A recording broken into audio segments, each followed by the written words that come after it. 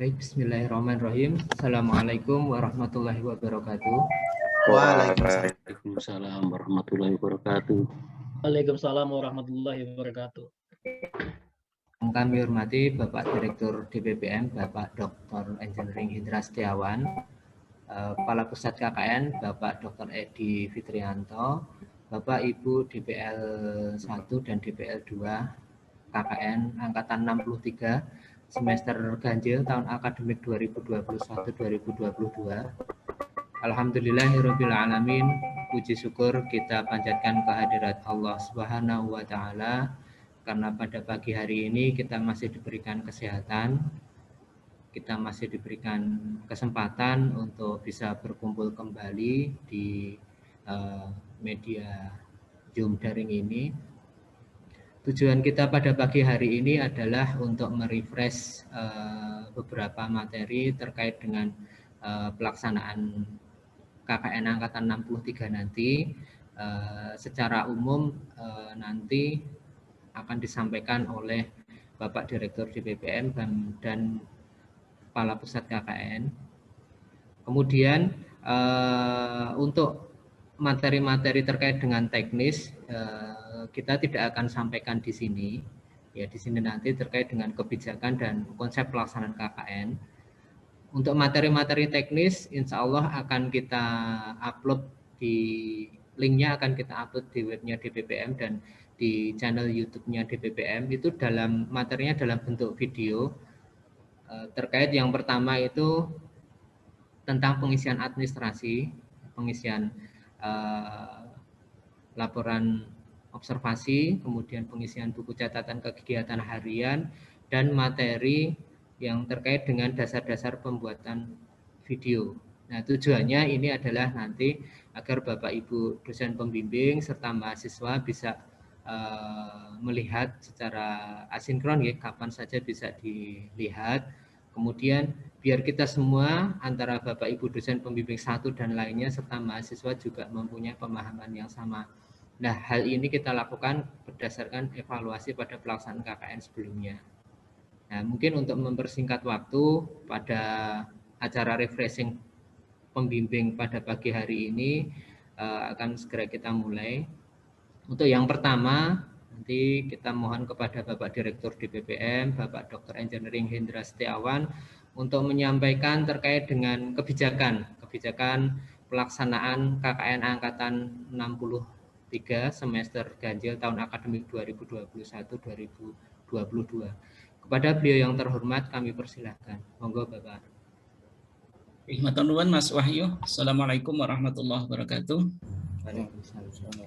Suara saya bisa didengar dengan jelas Bapak Ibu? Bisa, Sensei. Bapak. Pak. Clear Pak.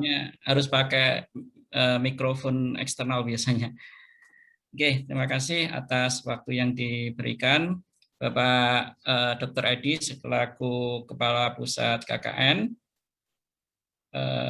Bapak Ibu DPL KKN Angkatan 63, baik yang sudah senior, sudah berkali-kali, maupun yang baru sekali ini menjadi DPL KKN UII, baik secara online maupun sebelumnya juga ada yang secara offline. Dan teman-teman di DPPM, terutama di Pusat KKN yang saya hormati juga.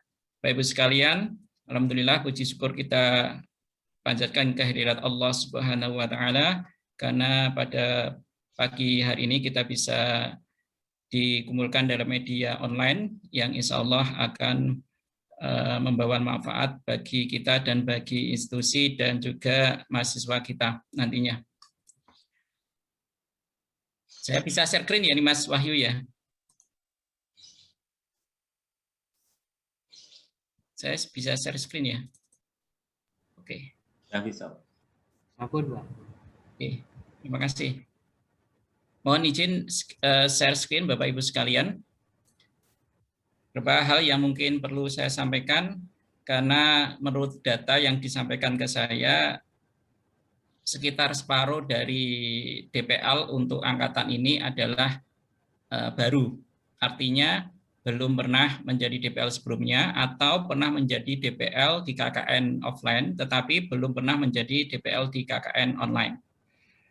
Beberapa hal yang ingin saya sampaikan Bapak Ibu sekalian tentang KKN online ini. Sebelumnya perlu kita pahami bahwa KKN ini adalah mata kuliah wajib universitas sebagaimana ada dalam peraturan rektor nomor 11 tahun 2017 tentang beberapa mata kuliah wajib universitas, salah satunya adalah mata kuliah KKN. Dan kita di DPPM itu mempunyai kewajiban untuk menyusun konsep KKN beserta capaian pembelajaran yang akan diperoleh dari kegiatan KKN ini.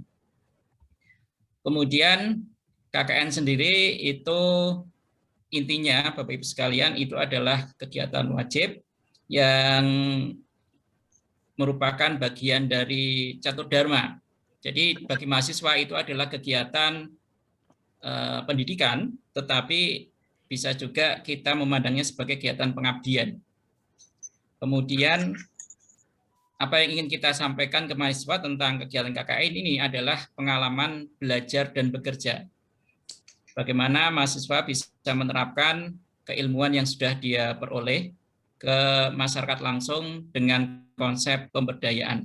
Jadi di sini kata kuncinya adalah kita dengan konsep pemberdayaan, sehingga kita bukan sebagai inti dari kegiatan itu, tapi kita sebagai, kalau dalam istilah kimianya Pak Arief itu adalah fasilitator ya Pak Arief ya, atau apa itu namanya? Katalisator. Katalisator. Katalisator supaya atau proses itu bisa bekerja dengan baik, begitu, atau bisa bekerja dengan lebih cepat. Nah, capaian mata kuliah dalam KKN ini itu ada 4 Bapak Ibu sekalian. Yang pertama adalah bahwa mahasiswa itu mampu menyusun analisis potensi masalah, sehingga intinya di sini adalah menganalisis potensi dan masalah. Yang mungkin di mata kuliah sebelumnya itu juga pernah didapatkan, tetapi dalam konteks keilmuan yang dia pelajari di program studinya. Kemudian yang CPMK kedua itu adalah mampu merencanakan, mengkoordinasi, melaksanakan, dan mengevaluasi. Jadi proses kalau di kita itu namanya standar mutu ya, ada rencana, pelaksanaan, evaluasi, dan seterusnya. Ya. Nah, ini juga kita terapkan dalam kegiatan KKN, di mana mahasiswa itu juga mampu melakukan proses satu siklus dari kegiatan, kalau kita istilahnya PPEPP ya. Kemudian yang ketiga, itu mahasiswa mampu bekerja sama dengan disiplin lain. Dan ini yang mungkin belum didapatkan di Prodi, karena kegiatan selama ini sebelum ada Merdeka Belajar itu cenderung mahasiswa itu bekerja sama dalam satu prodi yang sama. Nah, di KKN inilah itu sarana mereka untuk bisa bekerja sama. Nah, karena itu pembagian unit yang kita lakukan itu selalu memperhitungkan disiplin ilmu. Jadi kemarin kita sempat diberi masukan dari mahasiswa, Pak, ini kan baru proses penyusunan unit ya, kenapa yang sudah terlambat nggak bisa daftar lagi? Karena dalam proses penyusunan unit itu tidak mudah, ada 3.000 mahasiswa, kita harus atau dalam satu unit-unit yang mereka harus tercampur dalam program studi yang berbeda. Kemudian yang keempat, itu adalah mampu berdakwah. Ini sebagaimana catur dharma yang kita pedomani di UII ini. Nah, kemudian Bapak Ibu sekalian, kalau kita perhatikan KKN yang normal, artinya bukan kondisi pandemi sekarang, itu prosesnya kurang lebih seperti ini. Mahasiswa itu akan ada proses observasi di mana dia akan terjun langsung ke lapangan, kemudian mengumpulkan data, mencari atau menganalisis permasalahan, dan lain sebagainya. Kemudian mahasiswa itu akan menyusun program, mulai dari potensi yang ada, rumusan tujuannya, sampai dengan menyusun rencana kerja. Nah, hasil dari rencana kerja inilah yang kemudian disampaikan atau disosialisasikan kepada masyarakat dan tokoh masyarakat yang kemudian akan disepakati mana program kerjanya atau mungkin mau disepakati timingnya seperti apa, tahapannya seperti apa, dan seterusnya. Kemudian pelaksanaan programnya. Nah, di dalam pelaksanaan program ini terus saja juga harus melibatkan unsur dari masyarakat dan tokoh setempat juga. Dan terakhir adalah menyusun laporan. Ini ada proses yang biasanya kita lakukan dalam KKN yang kondisi normal, Bapak Ibu sekalian. Nah, dalam kondisi yang sekarang, sebagaimana Bapak Ibu ketahui semua, ya kondisinya seperti ini Bapak Ibu. Ya mungkin beberapa hari ini sempat menurun kasusnya, tetapi yang dites juga menurun. Kalau Bapak Ibu perhatikan, saya juga agak ragu dengan data statistisnya, karena jumlah kasusnya menurun, karena jumlah tesnya itu juga menurun.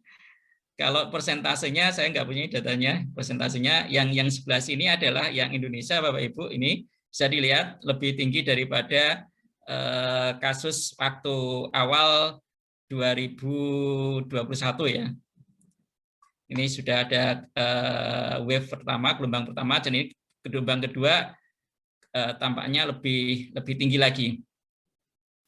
Nah, kemudian yang atas ini Bapak Ibu, ini adalah yang di Jawa Tengah. Kenapa kita ambil Jawa Tengah juga? Karena sebagian besar kegiatan KKN kita itu di Jawa Tengah, Bapak Ibu. Dan kasus Jawa Tengah itu juga mirip dengan kasus nasional, di mana ada lonjakan di sekitar bulan Juli ini. Dan ini yang di DIY, dan DIY bisa dilihat belum pernah ada turun ya. Ini baru gelombang pertama, ini nampaknya gelombang pertama dan disusul dengan gelombang 2 tanpa adanya jeda. Kalau yang nasional sempat ada penurunan. Nah, kondisi seperti ini Bapak Ibu, pada awalnya kita memang cukup optimis KKN online ini hanya 2 kali. Artinya kita hanya laksanakan di bulan Agustus dan Agustus 2020 dan bulan Februari 2021. Karena dari rencana atau prediksi dari universitas itu kita sudah mulai masuk kuliah secara tatap muka itu di bulan September ini harusnya. Nah, karena itu kita optimis KKN kita juga ya paling tidak ada yang offline lah atau campuran lah. Tapi ternyata melihat kasus seperti ini, maka kita tidak berani mengambil risiko. Akhirnya kita tetap mengambil kebijakan bahwa KKN untuk angkatan 63 ini juga kita laksanakan secara online. Nah, kalau kita lihat KKN periode 2019 sampai 2021, Bapak Ibu sekalian, beberapa pengalaman yang kita peroleh bahwa angkatan 5960 ini masih offline, Bapak Ibu. Kemudian pada awal-awal pandemi kita sempat mengadakan KKN khusus. Ini perlu juga saya sampaikan karena mungkin Bapak Ibu juga sebagai perwakilan mungkin dari prodi yang juga merupakan dosen, sehingga nanti bisa menjadi corong informasi kami untuk disampaikan ke mahasiswa atau dosen yang lain, bahwa kita juga sebenarnya pernah mempunyai program KKN khusus COVID, di mana mahasiswa itu langsung membuat program berkaitan dengan penanggulangan kasus COVID-19. Itu kita lakukan di bulan Juni sampai dengan Agustus 2021. Nah, tapi ternyata banyak hal yang membuat kita cukup menguras energi dan pikiran, sehingga kita tidak lanjutkan itu. Jadi resource yang kita keluarkan untuk KKN khusus ini itu hampir setara dengan KKN reguler, tetapi jumlah mahasiswa lebih sedikit. Sehingga kasus KKN khusus COVID itu kalau nggak salah kita hanya menangani sekitar 100 sampai 200-an mahasiswa. Tetapi 2020 ya Pak Indra? Ya, 2021. Oh, sorry ya, 2020 Pak, maaf. 2020. Ya, 2020. Maaf Bapak Ibu, belum saya ganti. Itu 2020 itu sekitar 100-200 mahasiswa, tetapi hampir semua resource yang kita miliki itu keluar. Artinya tenaga, pikiran semuanya itu tercurah ke situ. Padahal yang tertangani hanya sekitar 100-200 mahasiswa. Nah, ini berbarengan dengan KKN 61, Bapak Ibu. Hampir bersamaan dengan KKN 61 yang waktu itu kita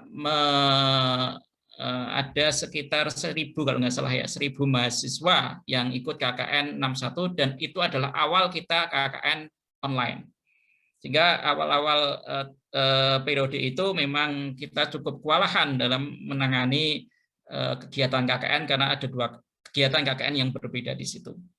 Nah, kemudian di KKN 62 Februari kita sudah mulai lebih steady ya dalam menangani kegiatan KKN ini untuk KKN online ya, untuk KKN online, dan kita sudah tidak lagi menyelenggarakan KKN khusus COVID yang dari banyak aspek dan sisi itu memang kita tidak rekomendasi untuk dilanjutkan. Kemudian yang kali ini yang akan kita laksanakan adalah KKN online yang ketiga kalinya secara reguler, yaitu di bulan Agustus yang insya Allah akan Bapak Ibu hadapi sebagai DPL nantinya. Kemudian beberapa metode atau model KKN online Bapak Ibu yang sempat saya pikirkan itu adalah pertama berkaitan dengan KKN tematik, dan ini mungkin beberapa universitas juga mengambil opsi ini. Misalkan tentang KKN khusus COVID, jadi mereka diterjunkan di wilayah-wilayah yang memang membutuhkannya. Tapi saya perhatikan ini dilakukan untuk awal-awal, jadi di tahun 2020 itu banyak yang ke situ. Tapi di periode 2021 ini kelihatannya sudah tidak terdengar lagi gaungnya. Mungkin karena banyak permasalahan, juga banyak kendala yang dihadapi sama seperti yang kita hadapi di pusat KKN juga. Sehingga gaung KKN tematik khusus COVID itu kelihatannya juga sudah trennya menurun ini.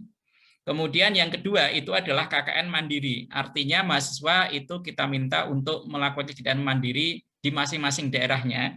Karena kondisi sekarang itu posisi mahasiswa sebagian besar itu berada di rumahnya masing-masing. Dan kita tahu bahwa untuk UII itu sebagian besar mahasiswa kita berasal dari luar Yogyakarta. Artinya ada yang Jawa Tengah, ada yang bahkan di luar Jawa. Ya, ini ada kendala juga bahwa kegiatan KKN kita itu harus lintas disiplin. Ketika lintas disiplin, dan itu juga pengalaman KKN COVID kemarin kita, koordinasi antar mahasiswa yang posisinya berbeda itu tidak berjalan dengan baik. Kemudian selain itu juga menentukan mitra, karena KKN ini harus bermitra, tidak bisa hanya secara sendiri. Nah, ini juga mengalami kendala. Kemudian yang ketiga itu berbasis proyek. Artinya ini contoh yang di KKN mana itu ya, kemarin saya dapatkan tuh.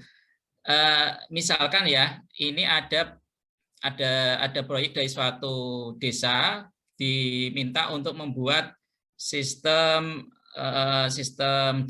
online ya, suatu aplikasi misalkan untuk pendataan penduduk atau untuk satu proses administrasi di kecamatan atau di desa, dan itu dijadikan proyek untuk kegiatan KKN. Nah, ini sebenarnya bisa juga karena sudah ada mitra yang jelas itu membutuhkan. Tetapi tidak banyak karena kita kan mahasiswanya cukup banyak. Kalau kita ke sana kelihatannya kita membutuhkan jumlah tema untuk jadikan atau jumlah proyek itu cukup banyak, dan bisa dibayangkan kalau misalkan satu unit itu 8 mahasiswa, kalau ada 3.000 mahasiswa itu berarti butuh sekitar 3.000 dikali 12, berarti hanya sekitar 40-an ya, 40-an lokasi yang harus punya proyek untuk bisa ke sana. Kemudian yang ketiga itu berhasil luaran. Nah, ini yang kita ambil Bapak Ibu. Jadi kita mengambil konsep KKN kita itu berbasis luaran, yaitu konten digital. dengan beberapa modifikasi yang nanti mungkin akan disampaikan oleh Pak Edi selaku Kapus KKN. Dan yang terakhir adalah kegiatan lain yang dikonversi KKN, dan ini sudah mulai bermunculan seiring dengan kebijakan kampus Merdeka Belajar dan Kampus Merdeka dan Merdeka Belajar yang dicanangkan oleh Kementerian Pendidikan dan Kebudayaan Dikti. Nah, kalau kita lihat Bapak Ibu, untuk aspek offline sama online ini, jadi dari segi persiapan itu secara offline itu akan lebih lama karena membutuhkan koordinasi dengan izin dan koordinasi dengan pemerintah daerah. Jadi kita harus sampai ke sana, memberikan surat, meminta ada administrasi di situlah yang membutuhkan waktu dan tenaga juga. Sedangkan kalau online bisa lebih cepat karena proses itu bisa kita lewati. Itulah kenapa kalau Bapak Ibu perhatikan untuk pembayaran KKN sekarang mungkin lebih mepet ke waktu pelaksanaannya. Kalau yang dulu waktu offline itu kan agak panjang. Dan selain juga karena kita sudah menghilangkan syarat adanya pesantrenisasi kedua. Jadi kalau dulu itu kan daftar, kemudian baru ikut pesantrenisasi kedua, kemudian baru terdaftar sebagai mahasiswa KKN. Kalau sekarang kan tidak. Yang mahasiswa yang bersangkutan yang akan mendaftar bisa ikut pesantrenisasi kapanpun dengan kebijakan dari DPPAI. Ada syaratnya tentu saja ya. Nah, setelah ikut kemudian mahasiswa akan dicek secara sistem apakah sudah memenuhi. Kalau sudah memenuhi maka akan muncul tagihan. Setelah itu, setelah dia membayar berarti otomatis dia akan terdaftar. Sekarang nggak ada lagi proses pendaftaran yang dulu kita lakukan di proses KKN, mungkin KKN 60-an ya, mungkin 60 atau 59 itu kita lakukan. Nah, kemudian proses persiapan berikutnya adalah pembekalan kita lebih terkontrol sebenarnya kalau dengan sistem offline, karena mahasiswa itu berada di satu lokasi ya, kita lakukan pembekalan untuk mahasiswa ini terutama ya, itu lebih ya datanya lebih valid lah. Nah, sedangkan sistem online ini itu kekhawatiran saya bahwa mahasiswa itu hanya ikut pembekalan hanya sekedar formalitas dalam tanda kutip ya. Jadi karena kita memberikan materi untuk pembekalan itu dengan menggunakan YouTube, kemudian mahasiswa dia melihat YouTube-nya apakah dengan seksama atau hanya ditinggal atau hanya di skip. Nah, itu kita nggak bisa mengendalikan proses yang sebetulnya sudah di luar kuasa kita. Kemudian dari segi pelaksanaan Bapak Ibu, itu offline itu tentu saja mahasiswa akan berada di luar kampus semuanya, dan dari situ sebetulnya soft skill mahasiswa itu lebih atau akan terlatih, mulai dari dia berkomunikasi, kemudian kerjasama, dan lain sebagainya itu akan muncul. Tapi dengan online ini kelihatannya ya itu masih ada mungkin ya, masih dimungkinkan, tetapi hard skill penguasaan IT ini menjadi lebih dominan dalam kegiatan pelaksanaan KKN kita.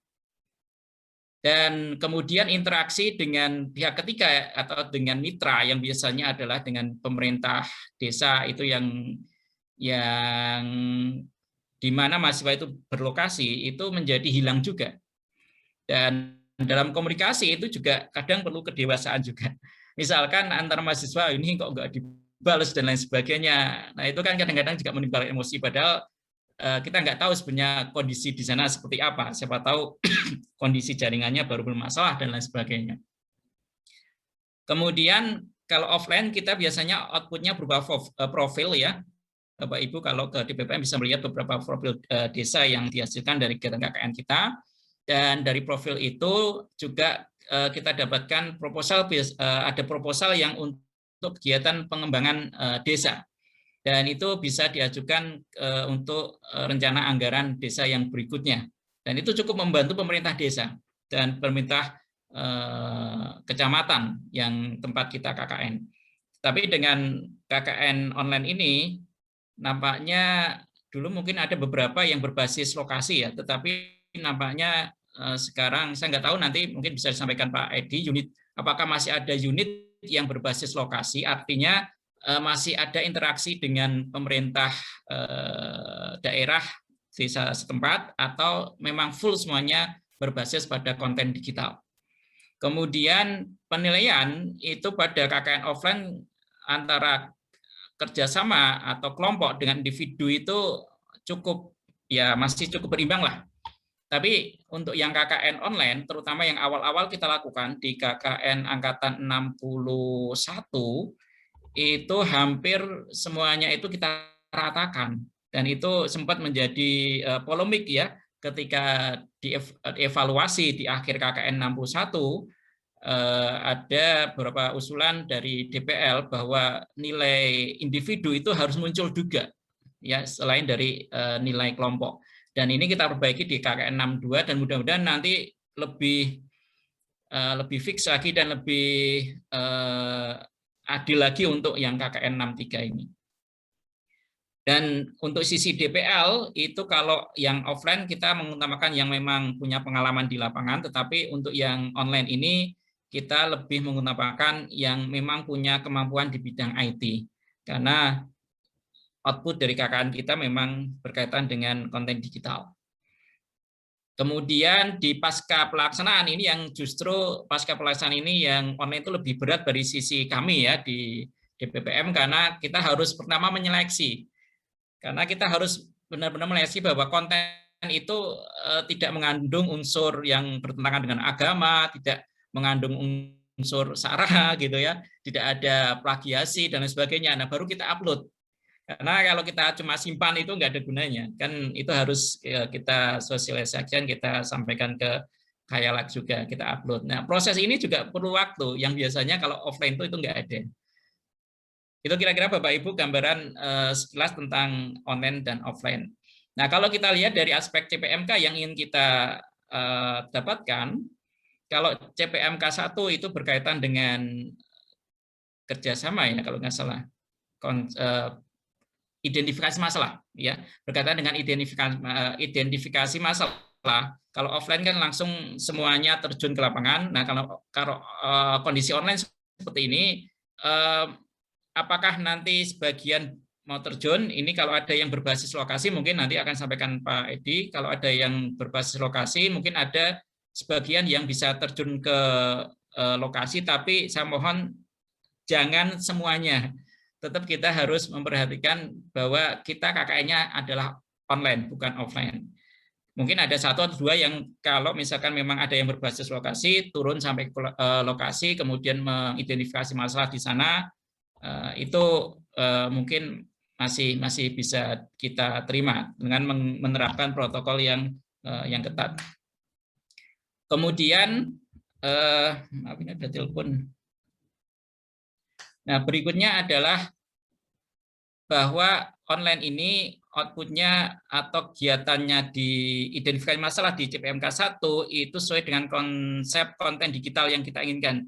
Jadi, misalkan di bidang pembelajaran, nanti kita akan ada konten digitalnya itu 3, pembelajaran, pendidikan, kemudian pemberdayaan dan dakwah. Nah, permasalahannya tentu harus berkaitan dengan ketiga itu kan. Nah, ini yang nanti mohon untuk dibimbing dari Bapak Ibu DPL sekalian. Kemudian CPMK yang kedua ini kelihatannya tidak ada masalah ya, online maupun offline, ini berkaitan dengan apa tadi, kerjasama ya, dengan lintas disiplin kalau nggak salah. Atau maaf, saya agak lupa. Kemudian yang CPMK 3, nah ini yang CPMK 2. Kerjasama ya, CPMK 3 itu kerjasama ya, kerjasama. Kalau yang offline itu interaksi langsung, yang ini online itu yang interaksi virtual, yang mungkin feel-nya berbeda. Ya, seperti Bapak Ibu sekalian, mungkin kalau ini sudah kita hampir 2 tahun, mungkin belum 2 tahun ya, 1,5 tahun ya, mungkin tidak bertemu, kalau kemudian bertemu pasti rame karena memang ada sesuatu yang hilang ketika kita tidak berinteraksi secara langsung.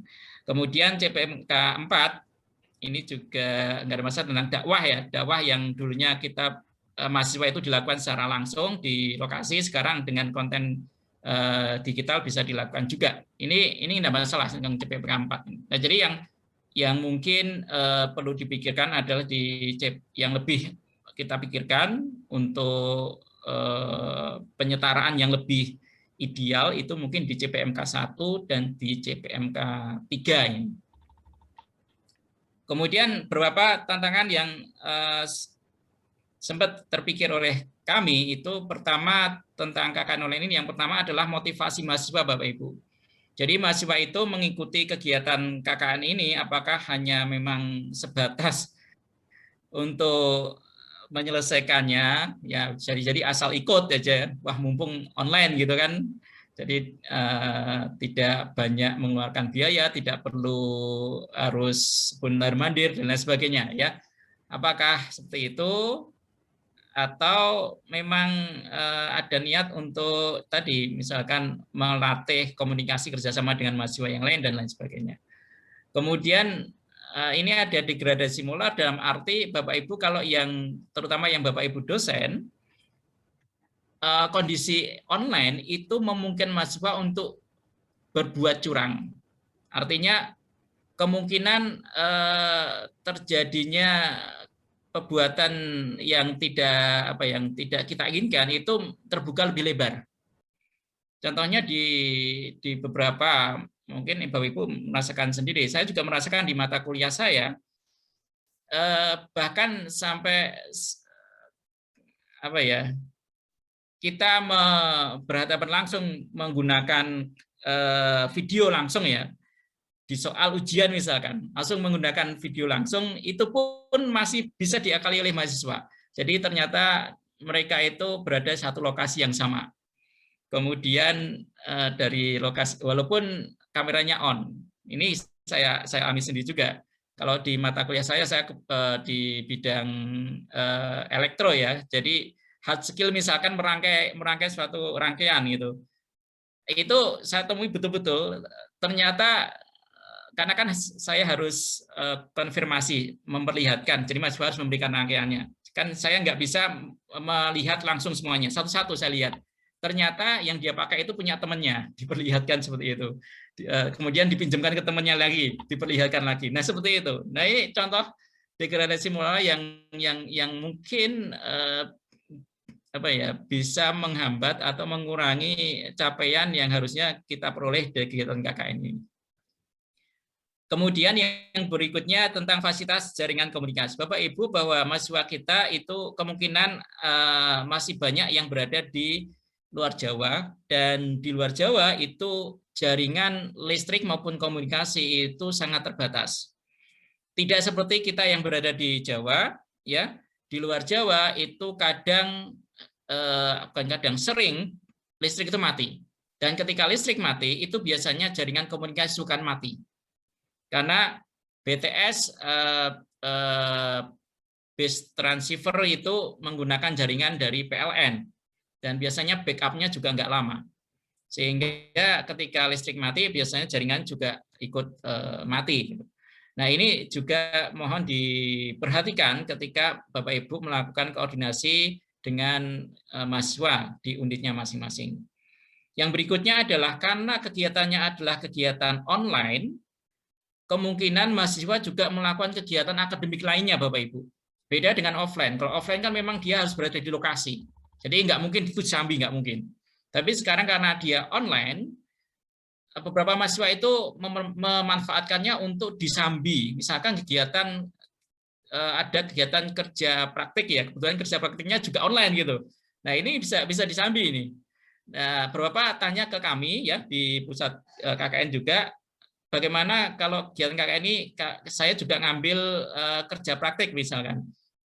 Ya kami memperbolehkan, silakan, tetapi tidak ada dispensasi. Tolong nanti Bapak Ibu juga ketika ada yang pamit kerja praktek juga tidak ada dispensasi. Artinya kalau kondisi offline itu kan nggak bisa disambi ya. Nah, kondisi online pun tetap mahasiswa itu nggak bisa, harusnya itu nggak bisa disambi juga. Tapi karena kita memberikan apa ya keluasaan, silahkan kalau mau ngambil kerja praktek atau kegiatan yang lain, tapi asal kegiatan KKN-nya jangan dinomor 2-kan. Ya, silakan nanti pengaturan waktunya seperti apa. Intinya kita nggak memberikan dispensasi, misalkan nanti laporannya menjadi mundur, tidak. Tetap kita on schedule semuanya. Kemudian gangguan lingkungan, Bapak Ibu, seperti Bapak Ibu alami mungkin ketika kuliah online, mahasiswa ada yang mungkin ada suara lingkungan yang rame, atau mungkin ada keluarga yang mengganggu dan lain sebagainya. Ini juga bisa menjadi, sehingga ketika kita melakukan koordinasi, monggo Bapak Ibu bisa memilih waktu yang mungkin enak, dan perlu perhatikan juga waktu koordinasi, karena ada mungkin di Indonesia Timur, Indonesia Tengah, dan Indonesia Barat, dan ini waktu koordinasinya kan jamnya berbeda. Artinya kalau Bapak Ibu mungkin melakukan di jam 8 pagi, itu berarti di Indonesia Timur itu sudah jam 10, Indonesia Tengah udah jam 9. Itu kalau pagi. Nah, kalau misalkan Bapak Ibu, kalau gitu kita koordinasinya malam jam berapa? Misalkan habis Isya di sini jam 8. Berarti Indonesia Timur itu sudah jam 10, kemudian yang di Indonesia Tengah udah jam 9 malam gitu kan. Nah, tolong juga diberikan perbedaan waktunya itu juga. Dan yang terakhir tentang isu plagiasi, karena kita outputnya itu konten digital, Bapak Ibu, plagiasi konten itu sangat dimungkinkan sekali. Karena itu tolong ditekankan ke mahasiswa peserta KKN untuk sebisa mungkin atau semaksimal mungkin tidak melakukan plagiasi. Ya, tidak ambil comot sana, masukkan ke konten, comot sini gitu. Ya, nanti mungkin ada pelatihannya sendiri akan dilakukan oleh pusat KKN. Oke, terakhir Bapak Ibu, berkaitan dengan karakteristik mahasiswa KKN kita. Sebagai informasi, jumlah peserta sekitar 3.400-an, cukup banyak, karena itu kita membutuhkan DPL juga cukup besar, cukup banyak jumlahnya. Dan perlu perhatikan juga kondisi pandemi kita belum berakhir, bahkan cenderung naik ini terakhir ini ya, sehingga ketika ada kegiatan yang di luar atau kegiatan yang tadi mungkin ada yang sampai ke lapangan, itu tolong sangat diperhatikan ya tentang protokol kesehatannya.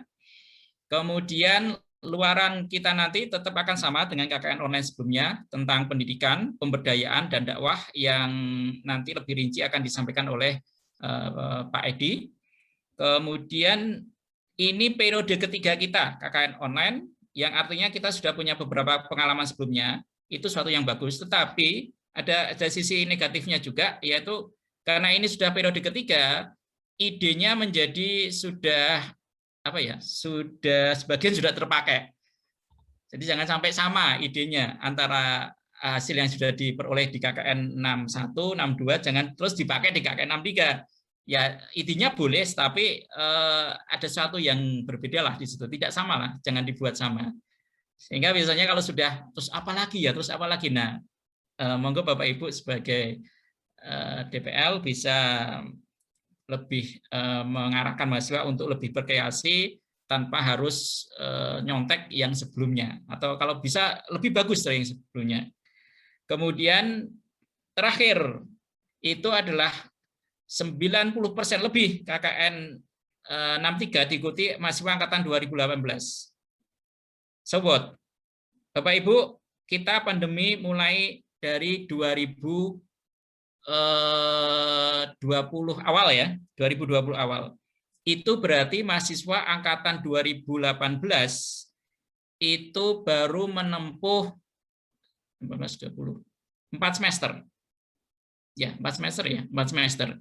Dan rata-rata semester awal, semester 1, 2, itu rata-rata adalah masih mata kuliah dasar.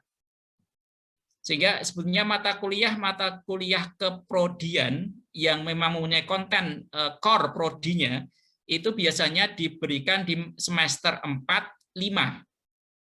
Dan ini indikasinya bahwa mahasiswa angkatan 2018 itu keilmuan keprodiannya itu disampaikan secara online. Dan ini apa ya, sangat mengkhawatirkan. Takutnya adalah bahwa kompetensi keilmuan keprodian yang disampaikan secara online itu tidak sebagus ketika disampaikan secara offline. Nah, ini menjadi tantangan buat Bapak Ibu dan buat kita juga, bagaimana bisa meningkatkan kompetensi mahasiswa bidang ilmu keprodiannya, walaupun situasinya, apalagi untuk mata kuliah atau bidang eksak ya, yang biasanya ada praktikum, itu kalau online ya saya yakin kompetensinya akan berbeda kalau dia dilakukan secara offline. Itu aja Bapak Ibu yang bisa sampaikan, waktunya sudah habis. Terima kasih. Semoga bisa diambil manfaatnya, dan nanti untuk lebih jelasnya bisa disampaikan secara teknis oleh Pak Edi atau teman-teman pusat KKN lainnya. Terima kasih. Assalamualaikum warahmatullahi wabarakatuh. Waalaikumsalam warahmatullahi wabarakatuh. Waalaikumsalam warahmatullahi wabarakatuh. Baik, terima kasih. Demikian tadi salah satu refreshing kita terkait dengan kebijakan pelaksanaan KKN Angkatan 63 yang sudah disampaikan oleh Bapak Direktur DPPM. Mungkin langsung saja untuk selanjutnya, materi selanjutnya adalah berkaitan dengan konsep pelaksanaan KKN Angkatan 63 yang akan disampaikan langsung oleh Kepala Pusat KKN DPPM UI. Pada beliau yang terhormat Dr. Raden Edi Fitrianto, waktu dan tempat kami persilahkan. Assalamualaikum warahmatullahi wabarakatuh. Waalaikumsalam. Alhamdulillah Bapak Ibu, kita masih diberikan kesempatan untuk bertatap muka virtual dalam rangka refreshing DPL KKN untuk periode angkatan 63 yang dilaksanakan secara daring. Langsung saja Bapak Ibu mohon izin untuk share screen.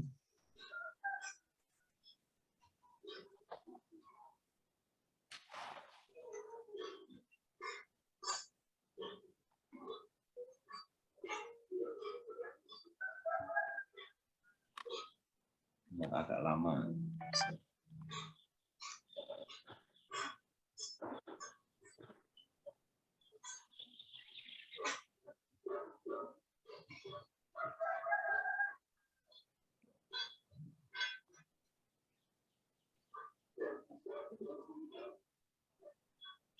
Bapak Ibu semua, untuk KKN yang akan kita laksanakan pada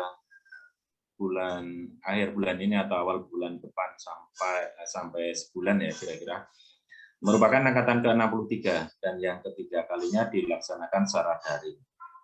Seperti tadi saya kira sudah disampaikan rinci oleh Bapak Direktur DPPM. Kemudian untuk KKN, mohon maaf ini masih tertulis 62 ya, harusnya 63. Untuk DPL KKN 63 ini karena mahasiswanya cukup banyak ya. Ada 3.442 mahasiswa peserta KKN. Kemudian kita bagi menjadi unit sekitar 435 unit. Secara keseluruhan DPL 1 dan DPL 2 kita hitung sejumlah 99 DPL yang nanti meliputi 59 DPL 1 dan 40 DPL 2. Mungkin Bapak Ibu yang baru pertama kali untuk membimbing KKN, bahwa di pusat KKN DPPM ada terminologi DPL 2. Jadi DPL 1 merupakan dosen tetap ya, yang kemudian bersedia untuk membimbing mahasiswa dalam kegiatan KKN, dan kita libatkan dalam proses kegiatan KKN sebagai dosen pembimbing. Sementara untuk DPL 2 merupakan dosen pembimbing yang tugasnya adalah membantu ya, menjadi asisten untuk DPL 1. Dan itu kita kualifikasikan dan kita berikan pembekalan ya untuk DPL 2 ya. dan sudah melewati beberapa tahapan proses seleksi. Jadi insya Allah kita harapkan bisa melancarkan ya tugas-tugas DPL 1. Dan ada DPL 1 yang langsung membimbing mahasiswa, ya. Ada juga DPL 1 yang nanti akan dibantu oleh DPL 2. Jadi pembagiannya Bapak Ibu mungkin bisa sedikit saya jelaskan bahwa pada intinya sebenarnya kan DPL 2 tidak ada ya di di secara umum ya, tidak dosen pembimbing ya, hanya satu dosen pembimbing KKN.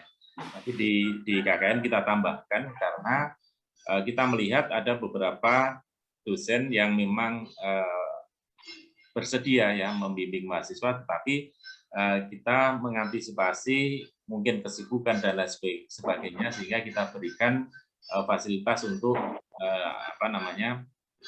DPL 2 ya, untuk membantu kelancaran tugas-tugas dalam pembimbingan.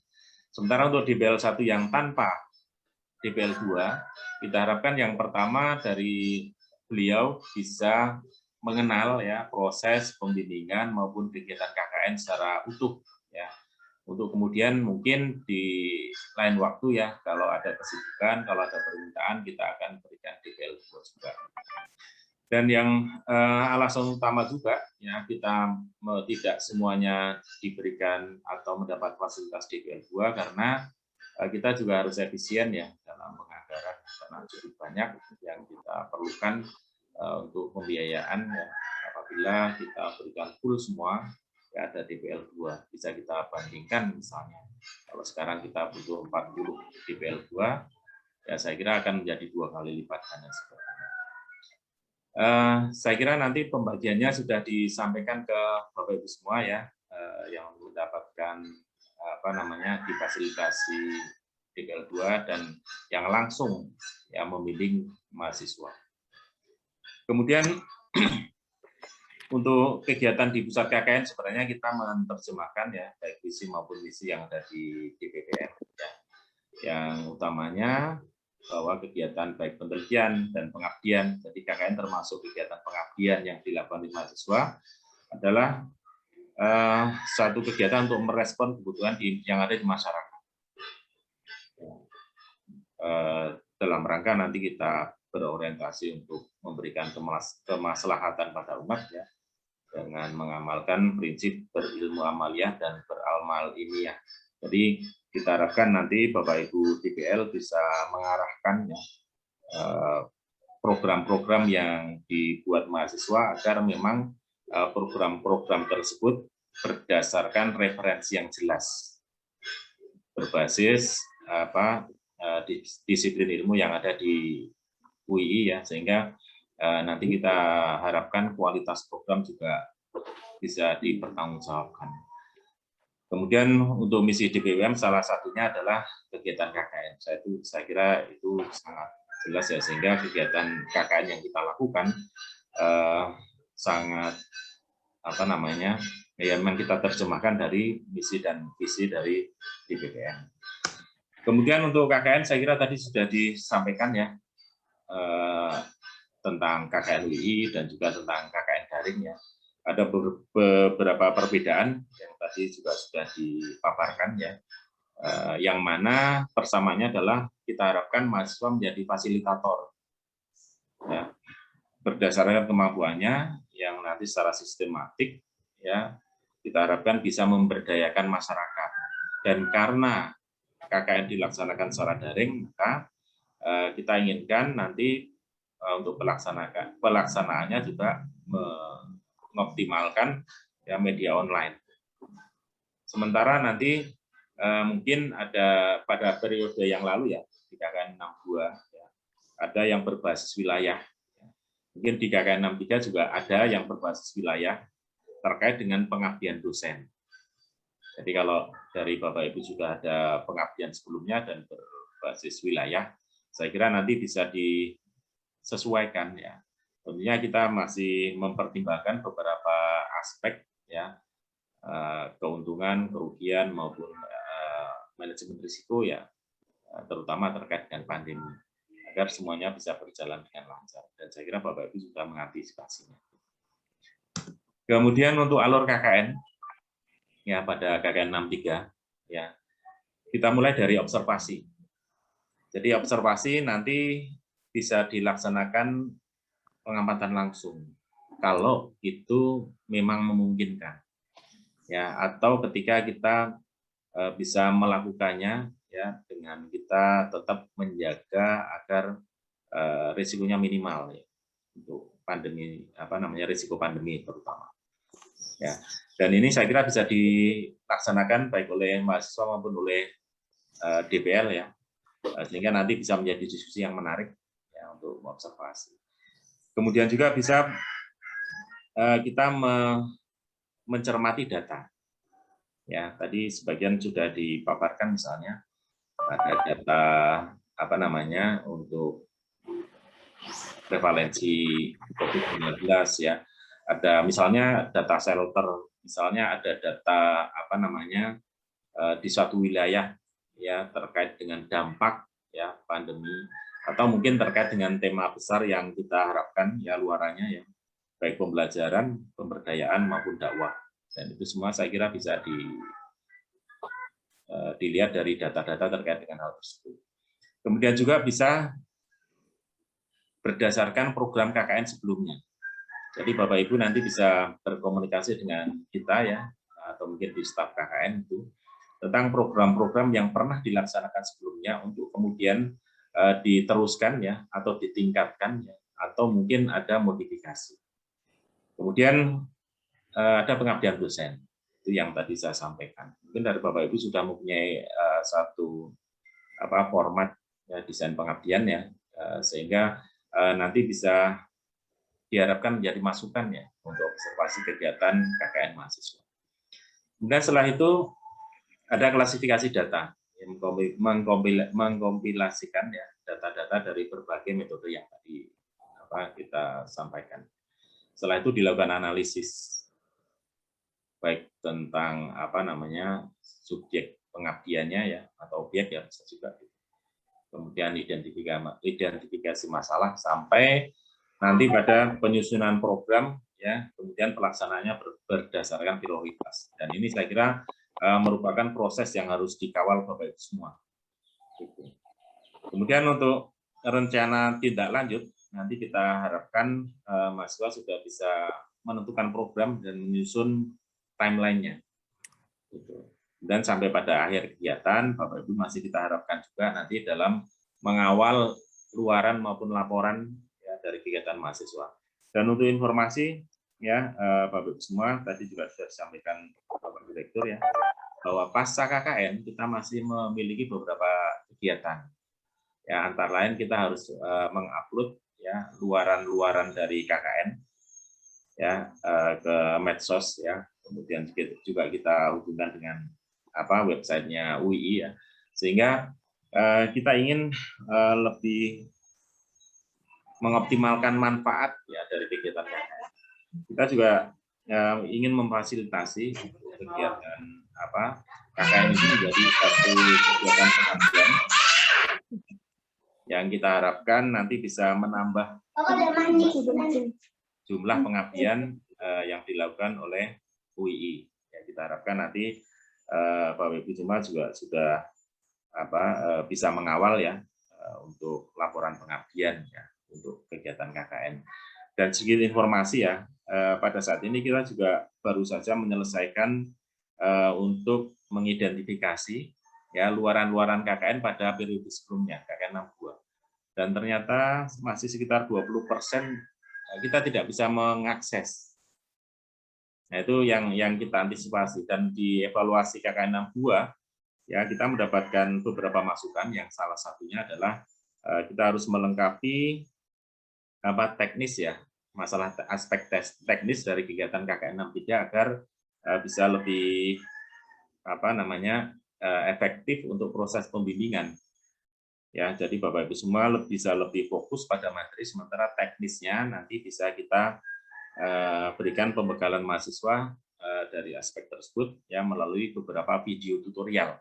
Jadi Bapak Ibu semua nanti saya kira tugas DPL untuk KKN 63 insya Allah lebih ringan ya dari 62. Karena untuk masalah teknis tidak perlu lagi mengulang-ulang, karena kita harapkan kita bisa mengupload video-video tutorial terkait dengan teknis untuk kegiatan KKN, misalnya pengisian form, kemudian misalnya teknis dasar ya untuk pembuatan video dan lain sebagainya.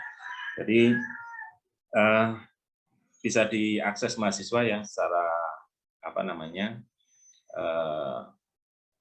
secara istilahnya itu sinkron ya. Jadi tidak dalam waktu yang terbatas ya, tapi bisa diakses secara berulang-ulang. Kemudian, nah ini untuk langkah-langkah pendampingan. Ya. Jadi yang pertama kita harapkan setelah ada pembagian unit, ada pembagian DPL dan mahasiswa sudah ada kontak awal. Dan mohon nanti ada identifikasi mahasiswa, ya, baik tentang keadaan tempat tinggal mahasiswa sekarang ada di mana, ya. Dan kita harapkan nanti ada datanya. Kemudian juga keadaan mahasiswa terkait dengan faktor-faktor yang mendukung untuk kegiatan KKN, ya. Mungkin tadi sudah disebutkan ada kendala jaringan dan lain sebagainya, ya, sehingga kita bisa mengidentifikasi permasalahan mahasiswa, termasuk juga dampak dari pandemi. Ya, kita harapkan nanti ada data ya, mahasiswa, apakah mereka terdampak dari pandemi ini dan lain sebagainya, sehingga kita bisa mengantisipasi untuk kelanjutan dari kegiatan KKN. Pada KKN 62 ya kita mendapatkan banyak atau beberapa informasi mahasiswa yang terdampak pandemi, dan itu kita fasilitasi ya, sehingga kita bisa memudahkan mahasiswa tetap ya melanjutkan proses kegiatan belajar ya, walaupun kita belum menyelesaikan ya, atau pandemi masih ada. Kemudian juga nanti pada kontak awal ya kita harapkan bisa disepakati ya antara DPL dan mahasiswa tentang tahapan kegiatan dan proses pembimbingannya. Ya, sekaligus nanti bisa disepakati juga media yang akan digunakan. Apa pakai Google Classroom, apakah pakai grup media sosial dan lain sebagainya. Tapi kita harapkan nanti misalnya memakai Google Classroom ya itu lebih ideal ya untuk memantau perkembangan kegiatan mahasiswa, karena di sana mungkin bisa lebih leluasa ya dalam kita dalam mahasiswa melaporkan. Kemudian juga setelah kontak awal, setelah beberapa kegiatan yang dilakukan bersama mahasiswa ya, terutama nanti juga ketika kita mendapatkan ada kendala pada mahasiswa ya, kita akan masuk ke kegiatan atau tahapan observasi dan pengumpulan data.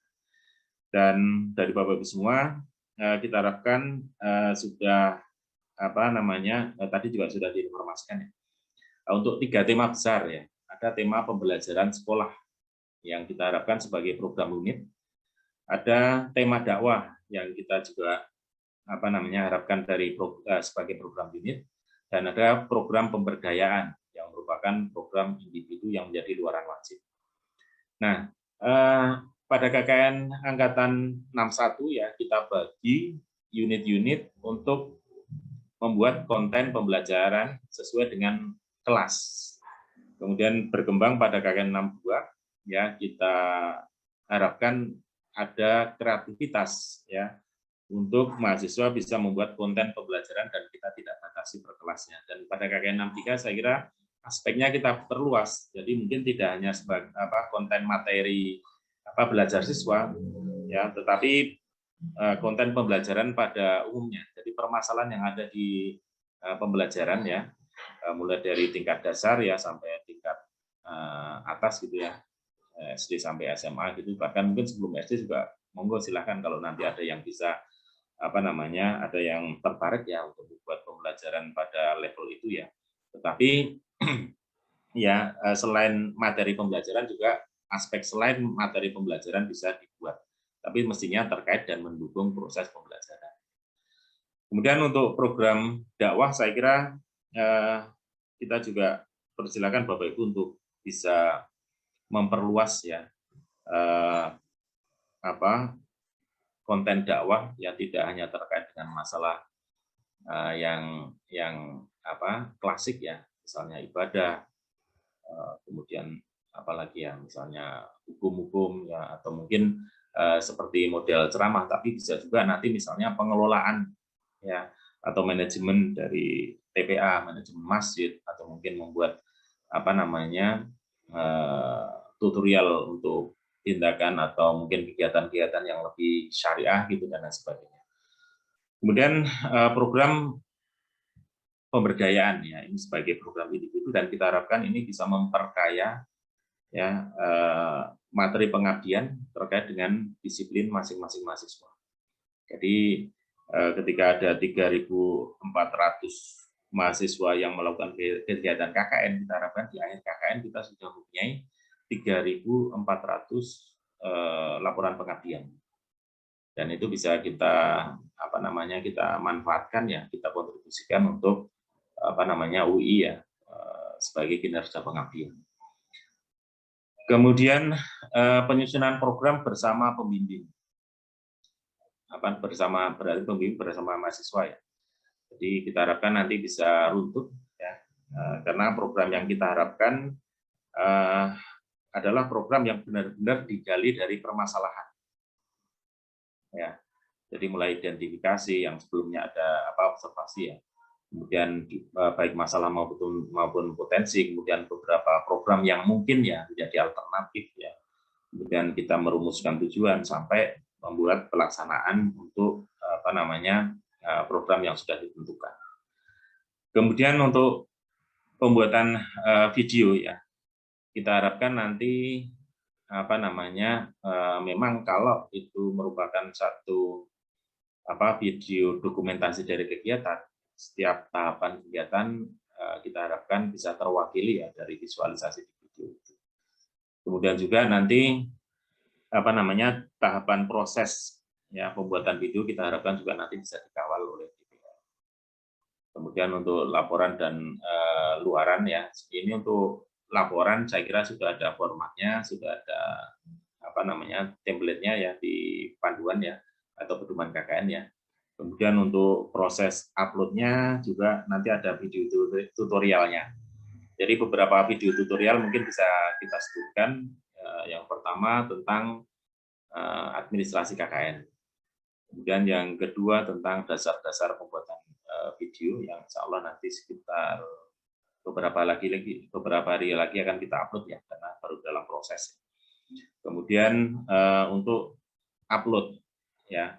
Jadi ternyata yang kadang-kadang kita salah apa namanya dalam memperkirakan ya, kita perkirakan sebelumnya proses upload ini akan berjalan lancar ya pada periode KKN sebelumnya. Ternyata ada beberapa hal yang harus kita evaluasi.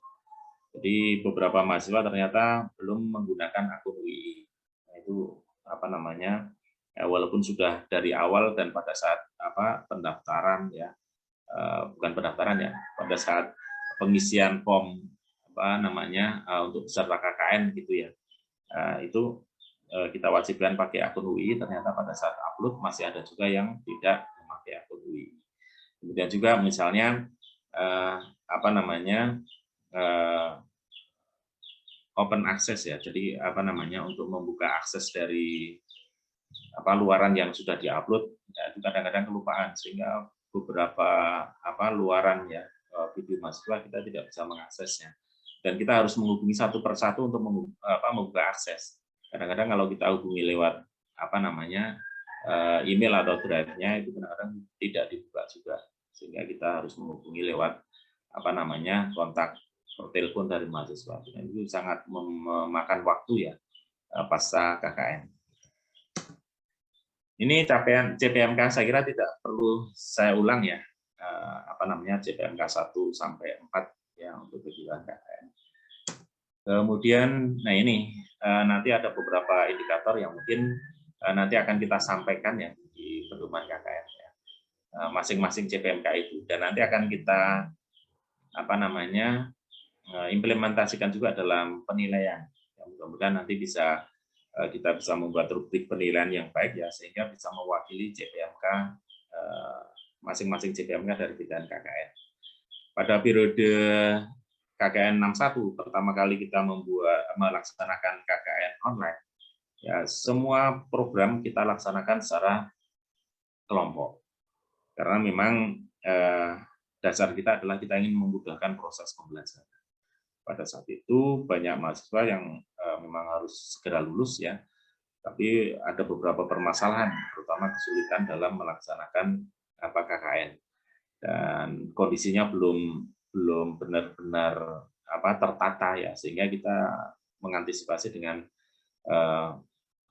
memberikan mahasiswa beban secara kelompok, dan kita harapkan bisa saling melengkapi antar mahasiswa yang pada saat itu dampak dari pandemi baru awal ya, banyak yang masih kaget ya dengan adanya pandemi, sehingga kita harapkan bisa membantu. Jadi KKN kita harapkan bisa memudahkan proses pembelajaran. Jadi bukan menggampangkan ya, tapi memudahkan prosesnya.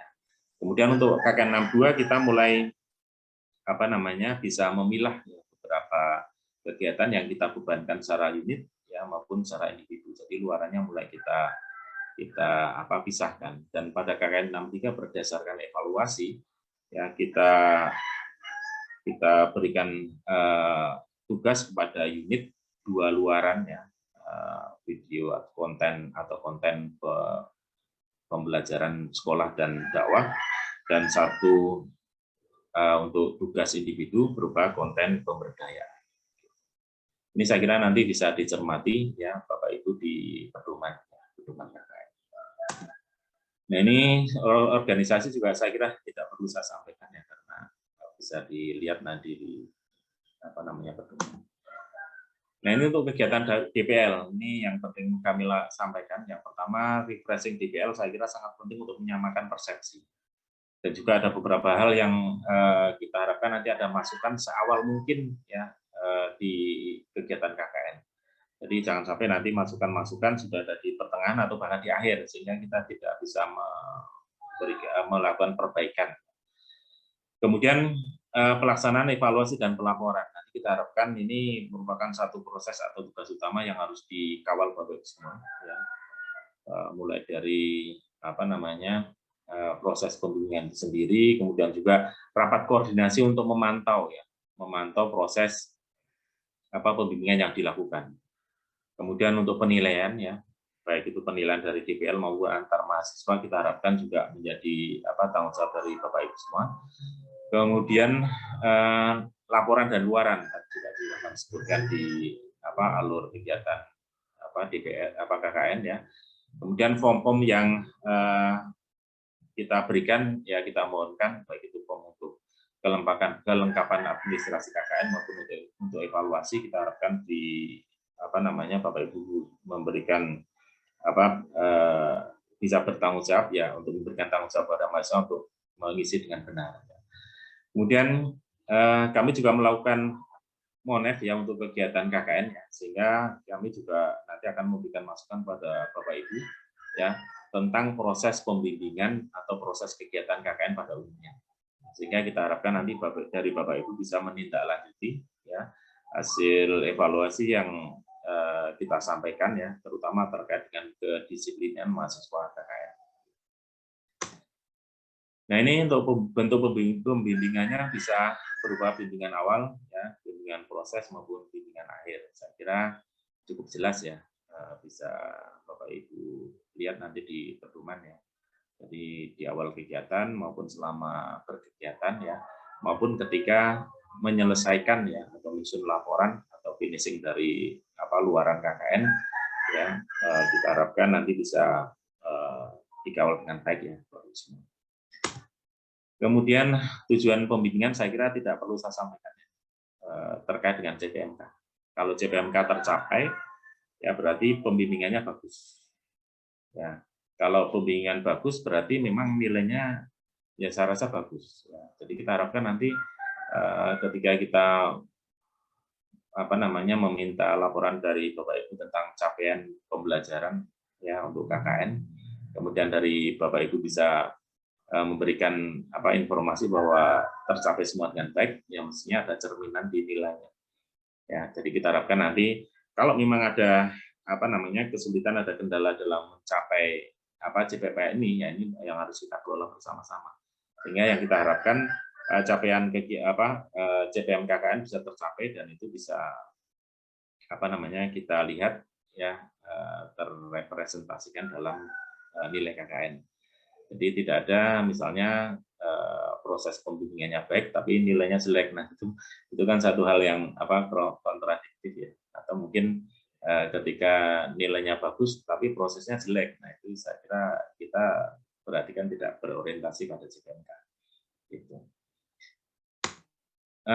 Saya kira juga ini tadi juga disampaikan dari Pak Direktur ya, peran mahasiswa ya. Bisa jadi motivator, pelopor maupun fasilitator untuk program pemberdayaan. Ya. Sementara untuk peran pembimbing 1 dan 2, membimbing proses kegiatan KKN ya, ikut juga membantu menyelesaikan masalah yang timbul, ya, dan menilai melakukan penilaian. Sementara kita di pusat KKN nanti kita mengkoordinasikan untuk penyelenggaraan kegiatan KKN. Jadi ya, beberapa aspek terkait dengan kendala dan lain sebagainya nanti ketika itu memang membutuhkan penyelesaian segera akan segera kita selesaikan ya. Kita mencoba untuk membantu kelancaran kegiatan KKN dan juga ketika misalnya ada kendala-kendala yang di luar teknis KKN ya, insya Allah dari DPPM segera akan mengkoordinasikan untuk penyelesaiannya. Ini saya kira secara singkat Bapak Ibu untuk DPL 1 dan DPL 2. Nanti kalau memang dari Bapak Ibu ada yang dibantu oleh DPL 2 ya, maka bisa mendelegasikan ya, untuk beberapa tugasnya kepada DPL 2. Tapi tetap nanti Bapak Ibu harus mengkoordinasi ya DPL 2 tersebut ya, sehingga DPL 2 yang sudah mendapatkan delegasi tugas dari DPL 1 nanti wajib untuk selalu berkoordinasi dengan DPL 1 gitu. Selain itu juga nanti DPL 1 juga harus mensupervisi ya untuk kegiatan DPL 2. Tetapi Bapak Ibu semua untuk DPL 1 yang tidak ya difasilitasi oleh DPL 2 nanti tugas pembimbingan, koordinasi, ya, supervisi maupun penilaian terhadap mahasiswa langsung dilakukan oleh Bapak Ibu ya, DPR ya. Dan untuk DPL 1 yang dibantu oleh DPL 2 tugas ini juga bisa dilaksanakan secara langsung. Ya, tetapi kita harapkan nanti ada koordinasi yang baik antara DPL 1 dan DPL 2 sehingga tidak ada nanti yang terlalu overlap gitu ya. Sehingga tidak efektif. Ya. Nah, ini tuh tata tertib mahasiswa ya, kita harapkan nanti disepakati juga ya. Di setiap pembimbingan Bapak Ibu juga harus ada tata tertibnya. Walaupun secara umum kita ada tata tertib untuk KKN. Hal ini kita sampaikan ya untuk mengantisipasi tadi yang disampaikan Pak Direktur juga ya, bahwa ada degradasi ya, moral ya, mental juga mungkin ya, atau mungkin bahkan motivasi ya, ketika pembelajaran dilakukan secara online. Sehingga kita harapkan nanti minimal ada beberapa poin ya yang disepakati dalam kelompok bimbingan Bapak Ibu semua. Yang pertama, kita harapkan setiap mahasiswa mengikuti semua agenda bimbingan ya, sesuai dengan timeline dan menyelesaikan tugasnya. Kemudian juga tergabung dalam grup yang dibuat oleh DPL, dalam artian grup ya bisa sosial media ya, atau mungkin pilihannya macam-macam ya. Bapak Ibu bisa memilih sesuai dengan apa yang disepakati dengan mahasiswa. Ada WhatsApp, Line, dan sebagainya, atau mungkin grup email juga boleh. Kemudian melaksanakan kegiatan sesuai dengan jadwal. Jadi saya kira kita harapkan nanti jadwal benar-benar ditepati ya, karena pada pelaksanaan kegiatan online kadang-kadang jadwal tidak terlalu banyak diperhatikan. Kemudian yang terakhir ketika mengikuti ada proses perizinan ya, ketika misalnya mahasiswa ada yang meminta izin. Seperti tadi misalnya mahasiswa banyak yang melakukan kegiatan akademik yang lain. Nah, kita harapkan nanti ada proses perizinan sesuai dengan perizinan akademik ya yang ada di WI. Ya, jadi nanti tidak ada tabrakan jadwal. Dan kita harapkan ketika ada hal seperti itu bisa diantisipasi seawal mungkin ya dari penjelasan di awal kegiatan. Nah, ini yang sering terjadi ya pada mahasiswa ya, kelompok-kelompok mahasiswa. adanya perbedaan ya antar individu ya dalam satu kelompok ya, kemudian ada konflik dan kita harapkan ada penyelesaian ya di akhirnya. Dan ini peran Bapak Ibu saya kira cukup penting ya, karena mahasiswa ya dalam fase usia yang belum terlalu matang itu mungkin ada juga yang sudah sangat matang, tapi kebanyakan belum. Kemudian juga di masa pandemi seperti ini saya kira juga harus diantisipasi sehingga cukup kompleks ya. Tapi kita harapkan dari Bapak Ibu bisa mengawal ya sehingga selalu berakhir dengan solusi yang baik. Nah ini yang tadi saya sampaikan, ya, ini ringkasan saja bahwa nanti ada luaran berupa video dan laporan pengajian ya. Baik unit maupun individu. Yang unit ada pembelajaran sekolah dan dakwah, yang individu berupa pemberdayaan ya, sesuai dengan observasi dan basis disiplin dari mahasiswa. Kemudian untuk luaran ya, video bisa bermacam-macam ya. Video pembelajaran ya, misalnya video tutorial ya, misalnya untuk untuk pemberdayaan ya. Video dokumentasi ya, bisa juga ya untuk kegiatan-kegiatan yang sudah dilakukan mahasiswa ya. Kemudian formatnya bisa MP4 ya, durasinya minimal 5 menit ya, tapi maksimalnya kita harapkan tidak lebih dari 10 menit. Karena di pasca KKN ya, kita harus mereview lagi video-video itu untuk kita upload. Sehingga video yang terlalu panjang secara teknis juga membebani kita. Dan juga secara pragmatis ya, kadang-kadang video yang panjang itu tidak terlalu banyak dimanfaatkan oleh viewer ya. Kadang-kadang kalau sudah melihat konten panjang ya, dia akan memilih yang paling efektif ya waktunya. Dan untuk video nanti mohon disepakati ya. Jadi yang pertama ketika awal video introduksi kita harapkan berupa teks ya. Karena di video atau luaran KKN online yang pertama, introduksi banyak sekali yang berupa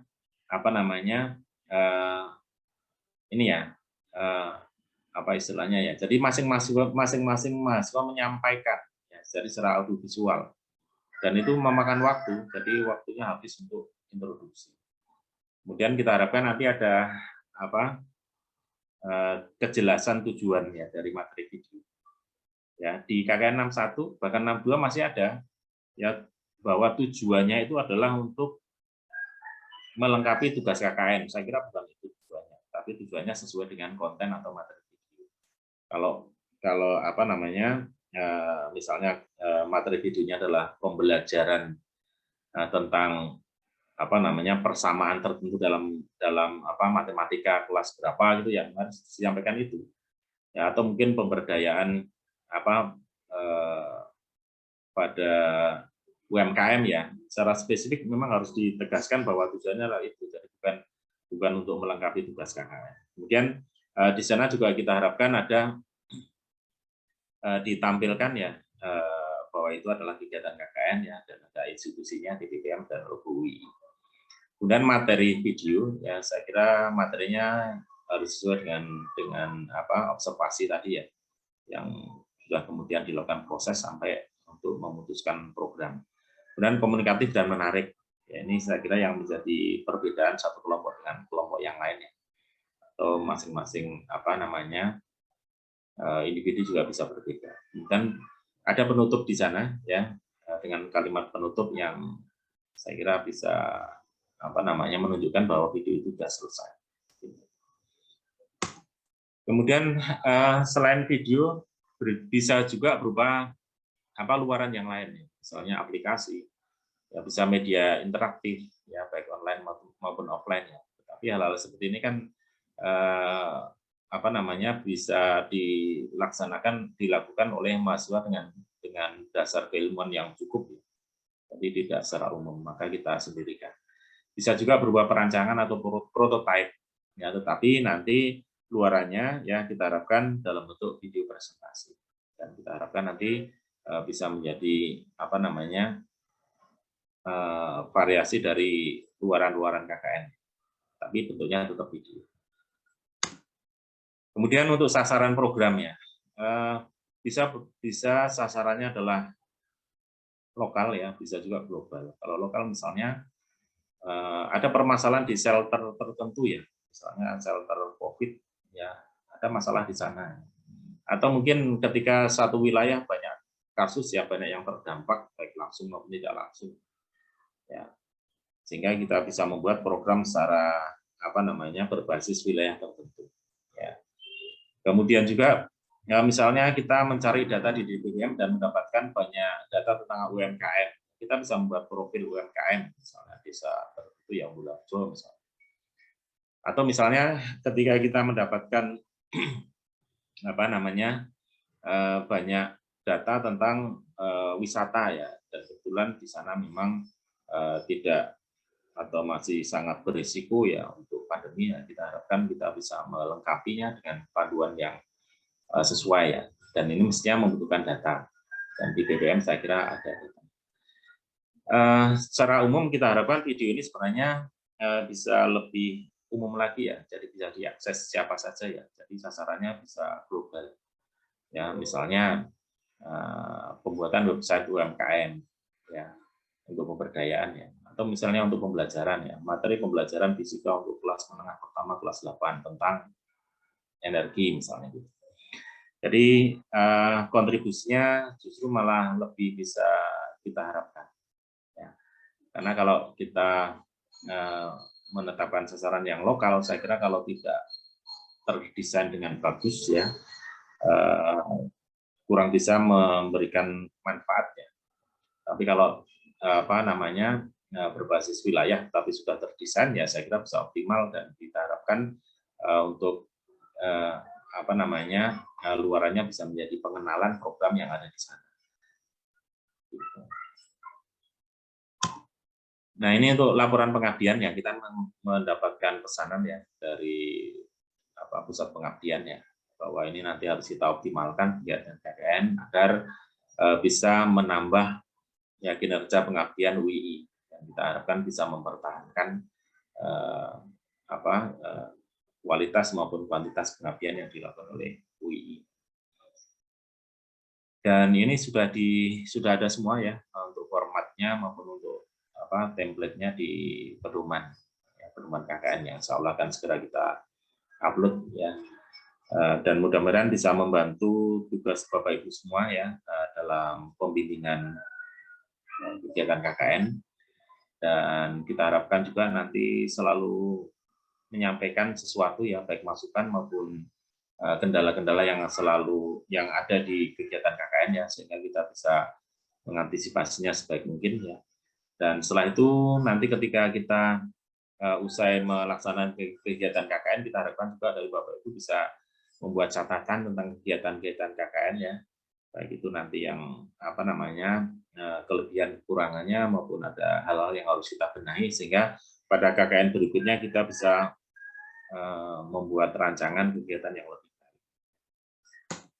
Ya, saya kira demikian Bapak Ibu semua yang bisa saya sampaikan ya.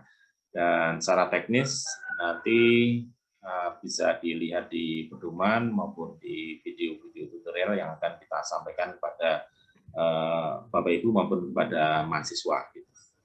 Kurang lebihnya mohon maaf. Saya akhiri. Assalamualaikum warahmatullahi wabarakatuh. Waalaikumsalam warahmatullahi wabarakatuh. Baik, terima kasih pada Kepala Pusat KKN yang sudah menyampaikan materi refreshingnya di kesempatan kali ini. Untuk acara selanjutnya adalah diskusi Bapak Ibu DBL. Monggo kalau ada beberapa pertanyaan ataupun masukan yang berkaitan dengan pelaksanaan KKN Angkatan 63 nanti yang akan kita laksanakan. Di sini masih bersama dengan Kepala Pusat KKN, Dr. Edi Fitrianto, nanti bisa menjelaskan. Kemudian sedikit informasi Bapak Ibu semuanya, bahwasanya hari ini nanti sesuai jadwal jam 1 kita ada pengumuman plotting mahasiswa, pengumuman plotting unit mahasiswa ya di web DBBM. Kemudian nanti sorenya jam 4 itu kita ada pengumuman plotting DPL bersama dengan unit-unitnya kepada mahasiswa. Jadi kegiatan refreshing pada pagi hari ini adalah kegiatan pembukaan awal, pelaksanaan kegiatan pembukaan awal. Kemudian nanti siang ada pengumuman plotting unit mahasiswa, kemudian sorenya adalah pengumuman plotting DPL dan unit. Kemudian untuk kegiatan kepada mahasiswa sebagai informasi awal akan ada kegiatan pembekalan bidang kefakultasan, pembekalan bidang kefakultasan. Jadi kenapa kita tarik ke tingkat fakultas? Karena kalau ke tingkat prodi itu nanti begitu banyak dan ada beberapa prodi itu yang pesertanya itu mungkin hanya beberapa mahasiswa. Jadi kita tarik ke bidang kefakultasan yang insya Allah sesuai jadwal akan kita mulai besok untuk mahasiswa Fakultas Hukum dan mahasiswa dari Fakultas Bisnis dan Ekonomika. Kemudian hari Senin, Selasa, dan Rabu untuk fakultas yang lainnya. Nah, pesertanya nanti mahasiswa sudah menyesuaikan dengan jadwal masing-masing dari fakultas masing-masing. Kemudian ada pemateri yang kami tunjuk dari fakultas masing-masing juga. Mungkin selanjutnya apabila ada pertanyaan ataupun masukan, nanti monggo kita bisa diskusi di sini. Waktu masih ada kurang lebih setengah jam lagi. Ini Mas Wahyu. Iya, monggo Pak Edi. Ada yang menanyakan tentang tadi ya, untuk tujuan video, tujuan pembuatan video. Jadi kita harapkan yang disampaikan adalah tujuan dari konten video.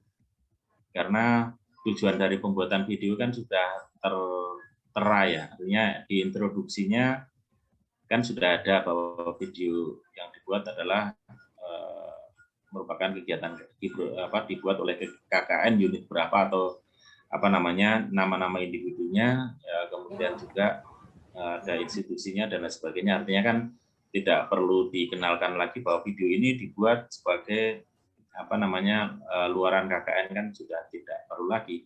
Tetapi yang disampaikan adalah tujuan dari materi. Ya, misalnya kalau itu video pembelajaran, ya mestinya tujuan dari video itu adalah tujuan untuk menjelaskan tentang materi terkait materi yang ada di video itu. Saya kira gitu.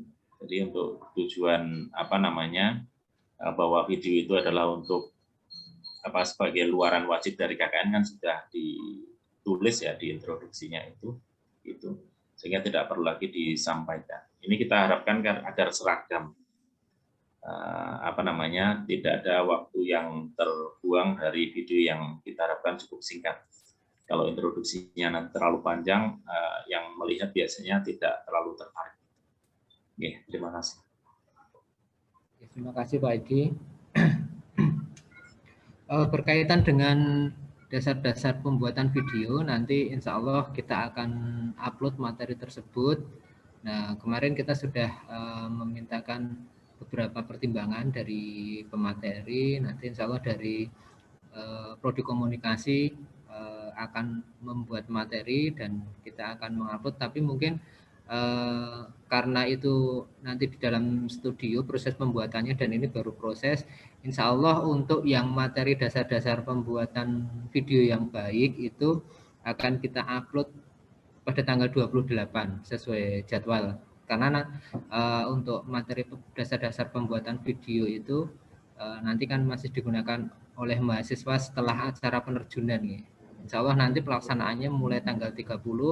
Jadi Bapak Ibu masih ada beberapa hari sebelum penerjunan itu nanti bisa digunakan sebagai perkenalan. Kemudian 1-2 hari ini kita akan coba finishing menyelesaikan panduan KKN yang ada beberapa masukan dari pelaksanaan KKN sebelumnya.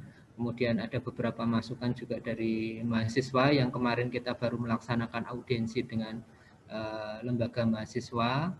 Nah, kita akan revisi, kemudian kita akan upload juga Nah, tujuannya nanti dari mahasiswa maupun Bapak Ibu semuanya bisa mengakses, dan mungkin salah satu pembimbingan awal yang nanti harus Bapak Ibu lakukan adalah terkait dengan penjelasan dari buku pedoman tersebut. Untuk materi-materi teknis yang berkaitan dengan administrasi, insya Allah dalam waktu dekat juga akan kami upload, linknya nanti ada di web DPPM, dan kita setiap pengumuman, tahapan pengumuman itu sudah kita sosialisasikan kepada mahasiswa semuanya. Basisnya adalah di web DPPM, ya, di web DPPM.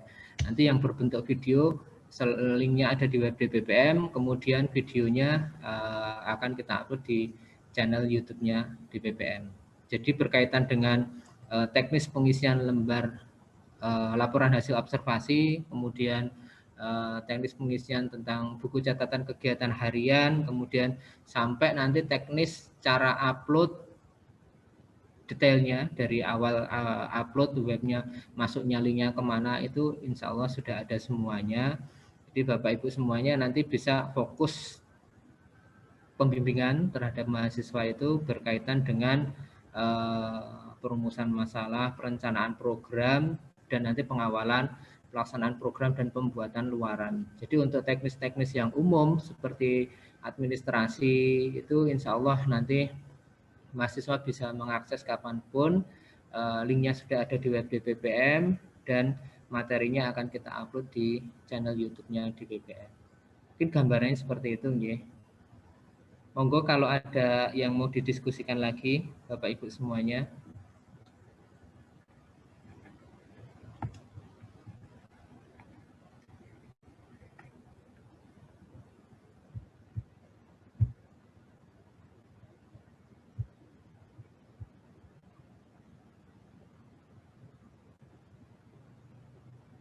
Monggo Pak Arif. Yang resign.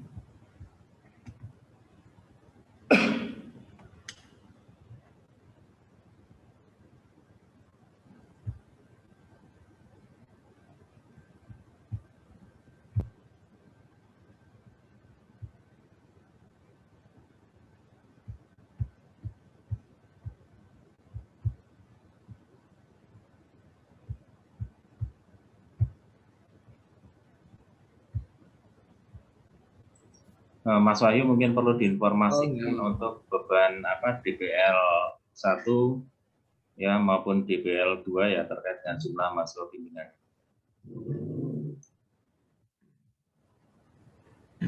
Ya Pak Edi, Bapak Ibu semuanya, yang pertama itu untuk jumlah mahasiswa bimbingan yang harus dibimbing oleh Bapak Ibu semuanya.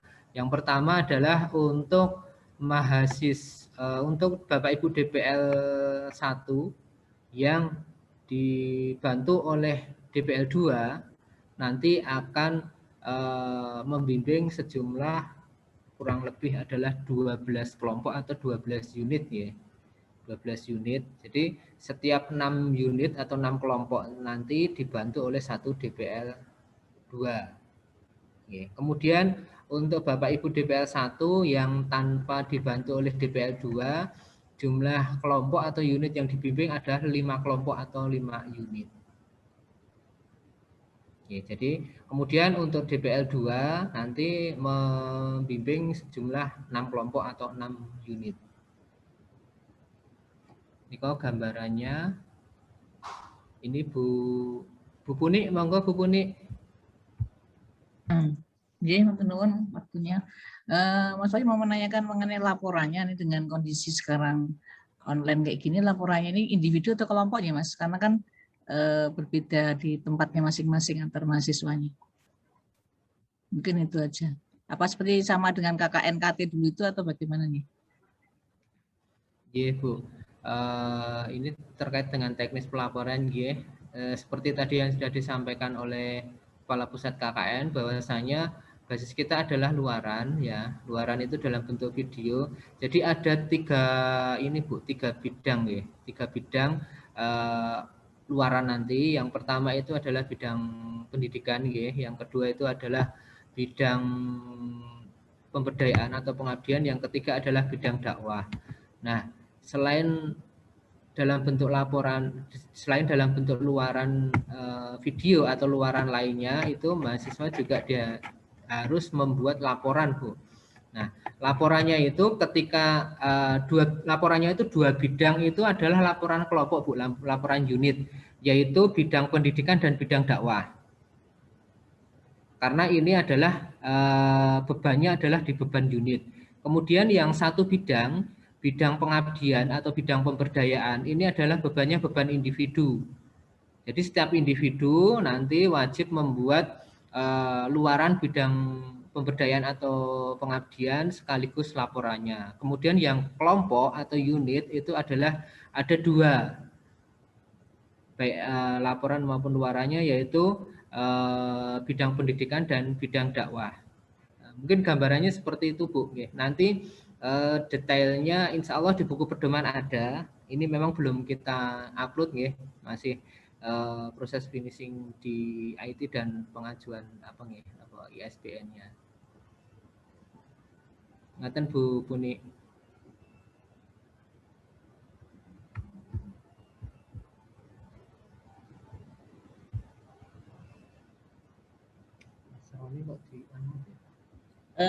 Maksudnya gini, Mas, kalau yang unit itu kan di tiap permasalahan, di tiap mahasiswa kan berbeda-beda aja. Itu nanti bidang pendidikan itu apakah diambil satu topik yang paling menarik di antara mereka, atau kita memilih salah satu topik di antara permasalahan di satu kelompok, satu unit itu, Mas? Karena harus ada laporan unit, tapi mereka kan berada di tempat yang berbeda-beda. Sehingga dia mempunyai permasalahan yang berbeda-beda, atau dirangkum permasalahan secara umum jadi permasalahan khusus, atau bagaimana nih? Mungkin saya bantu jelaskan, Mas Wahyu. Terima kasih, Bu Puni. Jadi untuk yang untuk keluaran unit, yaitu memang kita harus menyepakati satu kegiatan yang dilaksanakan oleh unit. Jadi bukan lagi kita meminta mahasiswa untuk melaksanakan beberapa kegiatan dan kita jadikan dalam satu unit, tapi satu kegiatan yang dilaksanakan ya oleh unit. Jadi masing-masing mahasiswa kita harapkan nanti kontribusinya. Ya, peran-peran mahasiswa bisa kita bantu untuk pendistribusiannya. Ya, kemudian juga mungkin kita harus mengawal ya agar mahasiswa selalu aktif ya terlibat dalam program unit tersebut. Jadi saya kira kita mengawal untuk unit menyepakati ya program yang akan dilaksanakan oleh unit. Kalau yang individu kan yang tadi bisa dikerjakan masing-masing mahasiswa. Tapi kalau unit benar-benar satu program untuk satu unit. Gitu. Itu, Bu. Kemudian untuk ini ada dari Bu Reni ya, untuk time schedule-nya untuk KKN-nya. Saya kira nanti akan disampaikan juga ya Mas Wahyu ya, untuk penjadwalannya gitu dari awal sampai akhir. Jadi Pak Edi, karena memang hari ini adalah baru awal ini, awal kegiatan kita mulai. Jadi hari ini nanti baru akan kita umumkan plotting kepada mahasiswa. Kemudian insya Allah besok tahapan-tahapan berikutnya nanti kita berurutan sesuai dengan jadwal yang sudah kita umumkan kepada mahasiswa. Yaitu mulai dari upload buku pedoman, kemudian upload jadwal kegiatan ya, time schedule. Nah, yang sebagai panduan untuk pelaksanaan tahapan kegiatannya, waktunya itu adalah baik bagi mahasiswa maupun Bapak Ibu DPL. Kemudian nanti upload materi-materi terkait teknis itu. Jadi kita berjalan terus Pak Edi sesuai dengan jadwal yang sudah kita umumkan kepada mahasiswa.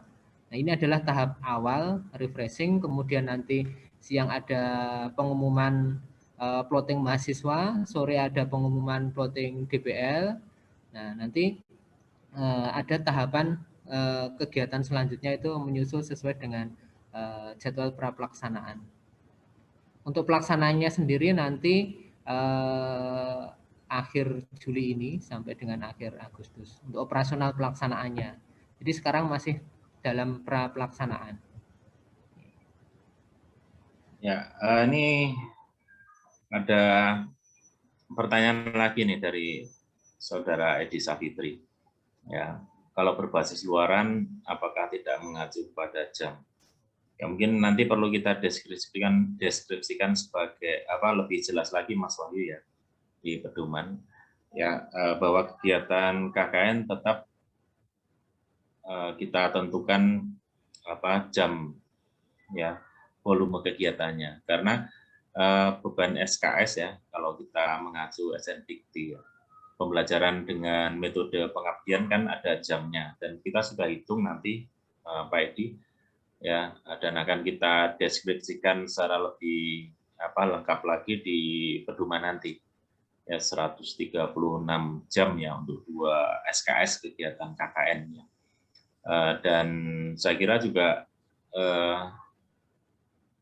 jam atau volume kegiatan KKN itu sangat bermanfaat untuk kita mengawal ya proses kegiatan yang benar. Jadi kita bisa meminimalkan ya nanti program-program yang asal comot ya atau plagiasi ya, dengan kita bisa mengelola ya tahapan-tahapan itu, kemudian kita sesuaikan dengan beban ya atau jam kegiatan, sehingga nanti bisa rasional. Nah, kita harapkan seperti itu. Nanti tidak kita harapkan kita bisa menghindari ya produk-produk instan yang tidak melewati proses-proses yang tadi kita sebutkan. Nah, kalau kita disebutkan dalam beban atau volume kegiatan ya atau jam kegiatan ya, insya Allah nanti bisa lebih tertata ya, bisa lebih terjaga. Saya kira gitu.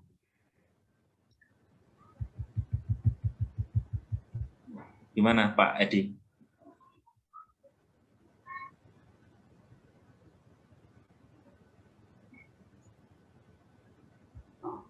Ya, nanti kita deskripsikan lebih jelas di pedoman ya Mas Wahyu ya, biar nanti bisa bisa dipahami bersama gitu. Ya Pak Edi, insya Allah sudah masuk Pak Edi. Oh ya. Yeah. Ada lagi, monggo silahkan.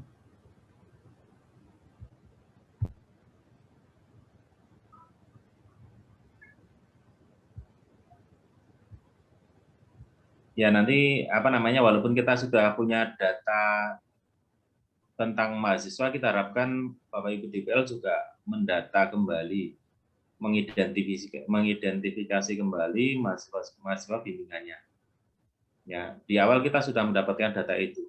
Jadi tentang identitas pribadi, alamat ya, sampai ke keadaan ya, kesehatan ya, terdampak atau tidak itu sudah ada, tapi kita harapkan dari Bapak Ibu nanti mendata kembali ya tentang keadaan mahasiswa bimbingan.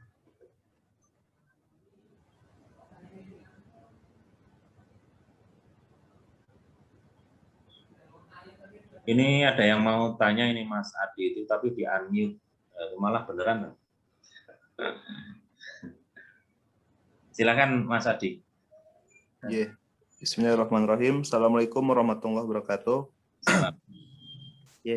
Begini Pak Edi dan Mas Wahyu, mungkin sebelumnya kan di KKN 61 itu, dan sekarang juga Pak Edi udah jelasin sebelumnya kalau tadi tolong divideokan hal-hal yang berkaitan dengan aktivitas mahasiswa. Nah, itu apakah sudah termasuk include dalam luaran yang 3 tadi, atau memang dia memvideokan sendiri, maksudnya video sendiri gitu Pak, atau bagaimana? Mungkin itu aja Pak Edi. Terima kasih. Terima kasih. Nah, ini masih harus kita samakan untuk persepsinya untuk KKN 63 ini Mas Adi ya. Bahwa yang tadi saya sampaikan itu kan salah satu bentuk video. Jadi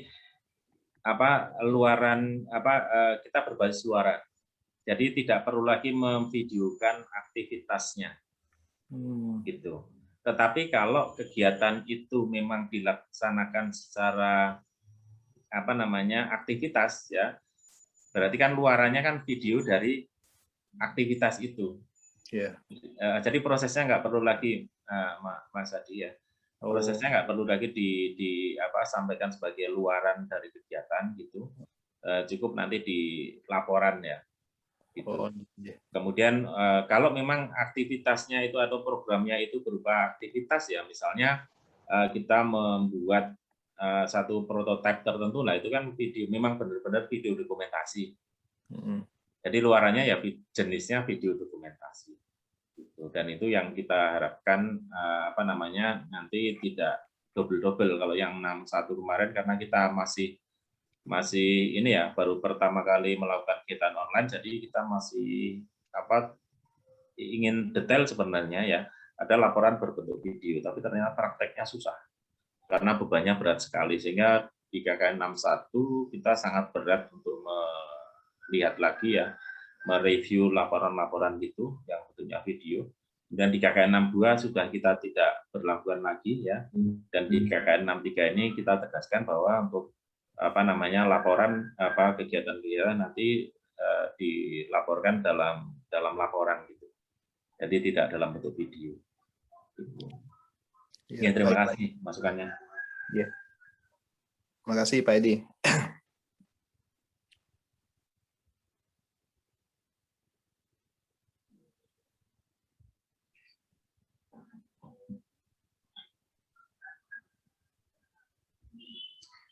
Nah, ini saya kira untuk periode ini ya, banyak hal sebenarnya yang sudah cukup ini ya, cukup memahami ya kegiatan pembelajaran secara online. Jadi mahasiswa juga sudah lebih familiar lagi ya.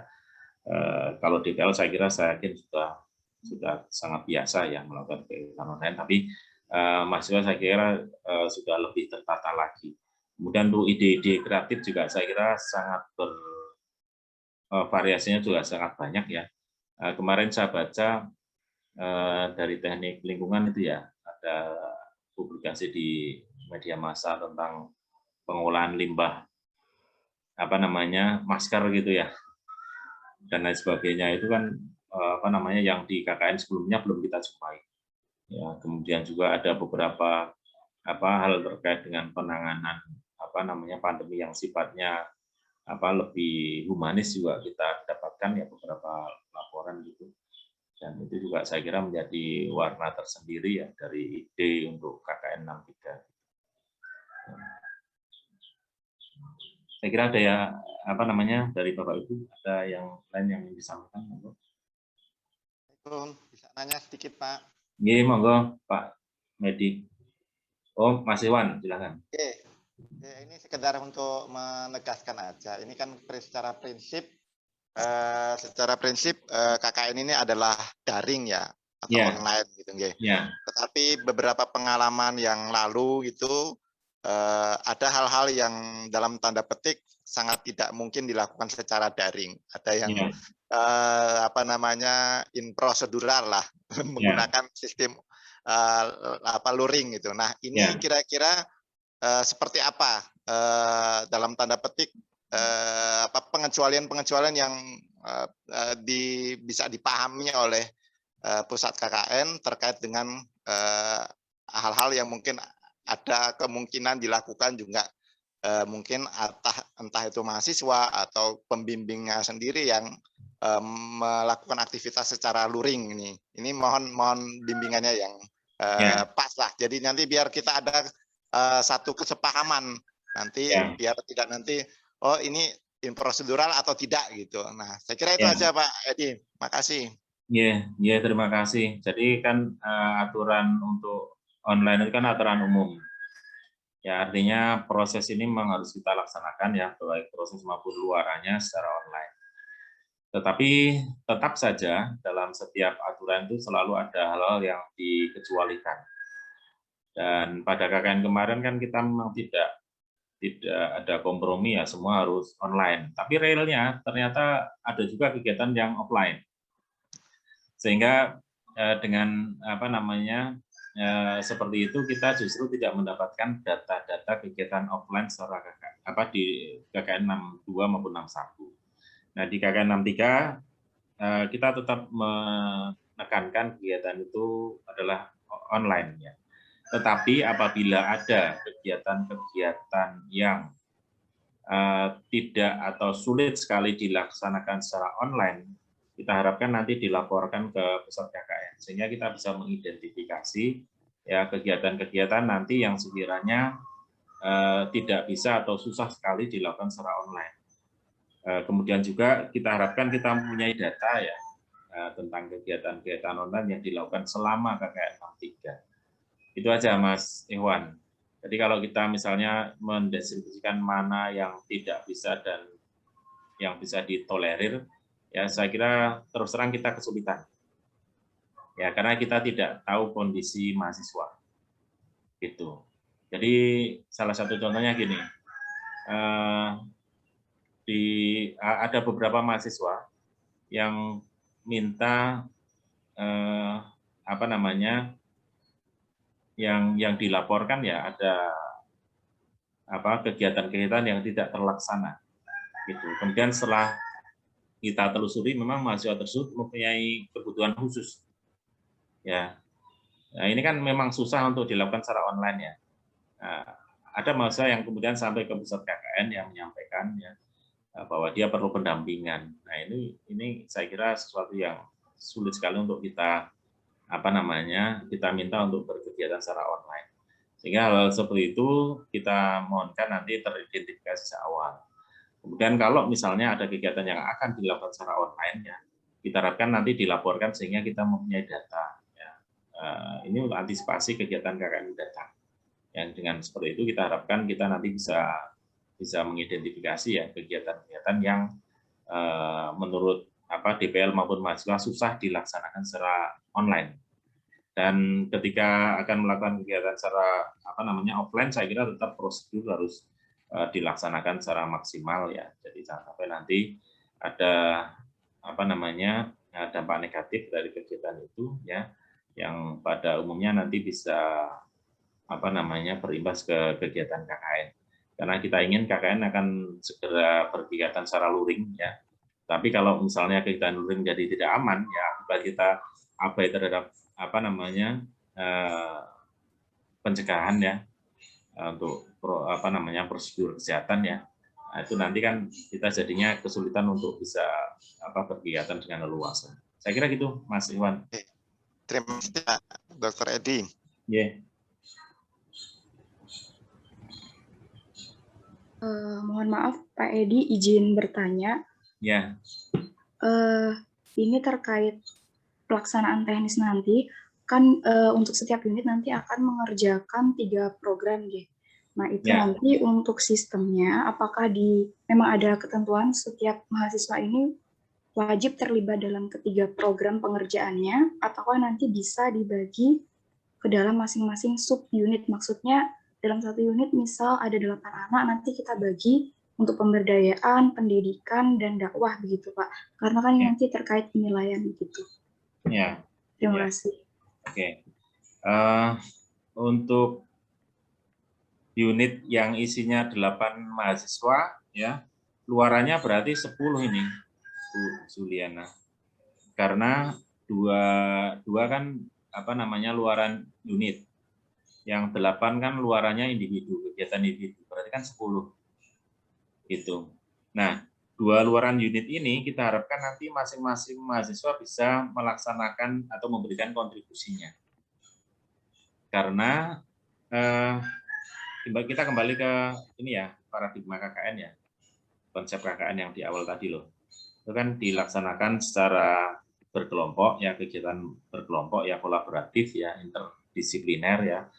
Dan di aspek penilaiannya juga nanti kita berdasarkan CDMK, salah satunya yang dinilai adalah kerjasama. Gitu. Nah, ketika misalnya ada kesulitan, ada kendala, kemudian tidak bisa berkontribusi, saya kira harus kita kita harus minimalkan ya. Kalau memang tidak bisa diminimalkan, berarti nanti kita harus bisa mendistribusikan pekerjaan sesuai dengan potensi yang ada di setiap mahasiswa. Jadi jangan sampai nanti pembagian tugasnya itu tidak sesuai dengan kemampuan mahasiswa. Saya kira dengan seperti itu nanti tetap semua bisa berkontribusi. Nah, kalau misalnya kita bagi ya, kemudian mahasiswa-mahasiswa tidak memberikan kontribusinya, yang kesulitan nanti di penilaian akhirnya, gitu. Karena kan kita tidak bisa menilai, karena basisnya kan luaran ya. Jadi luaran-luaran unit berarti yang kita nilai hanya kelompok-kelompok tertentu. Tapi kalau itu misalnya kita nilai secara konsisten ya, artinya sejak awal kita memang sudah berbagi dan nilainya sama, ya karena memang dianggap sebagai luaran unit itu nggak masalah. Tapi di pengalaman kita sebelumnya ada yang pembimbing membagi tugas masing-masing mahasiswa untuk membuat video berdasarkan konten yang tadi kita sebutkan sebagai luaran tadi ya. Tapi di akhir penilaian dia hanya mau menilai sesuai dengan kontribusinya. Artinya kan kita harusnya kan fair ya.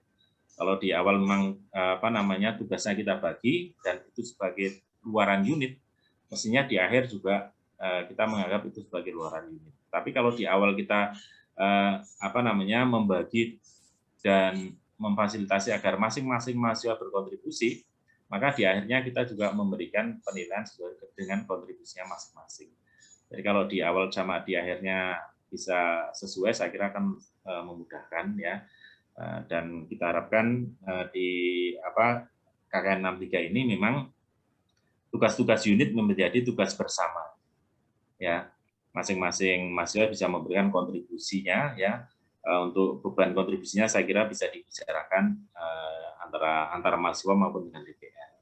Sedangkan untuk tugas-tugas individu memang sudah terbagi. Nanti kita harapkan mahasiswa bisa mengoptimalkan ya pemberdayaan sesuai dengan disiplinnya masing-masing. Saya kira itu Bu. Oh, ini Pak. Masih ini Pak mungkin untuk sistem penilaiannya di awal mungkin bisa di-share ke rekan-rekan DPL supaya kami bisa mengetahui poin-poin penilaian sesuai dengan yang diminta di PPM, sehingga pada saat pelaksanaan kami sudah bisa menilai dari awal begitu Pak. Terima kasih. Iya, terima kasih. Ini nanti setelah kita selesaikan pedomannya, ya kita akan segera susulkan untuk penilaiannya. Jadi kan penilaiannya kan nanti kan berdasarkan pedoman. Jadi kalau pedomannya sudah fix ya, kita kita sampaikan ke DPL dan mahasiswa, nanti proses penilaiannya juga akan kita sampaikan. Ya, mulai dari prosesnya sampai keluarannya. Jadi seperti itu. Mudah-mudahan bisa cepat selesai. Ya, terima kasih Bu Juliana.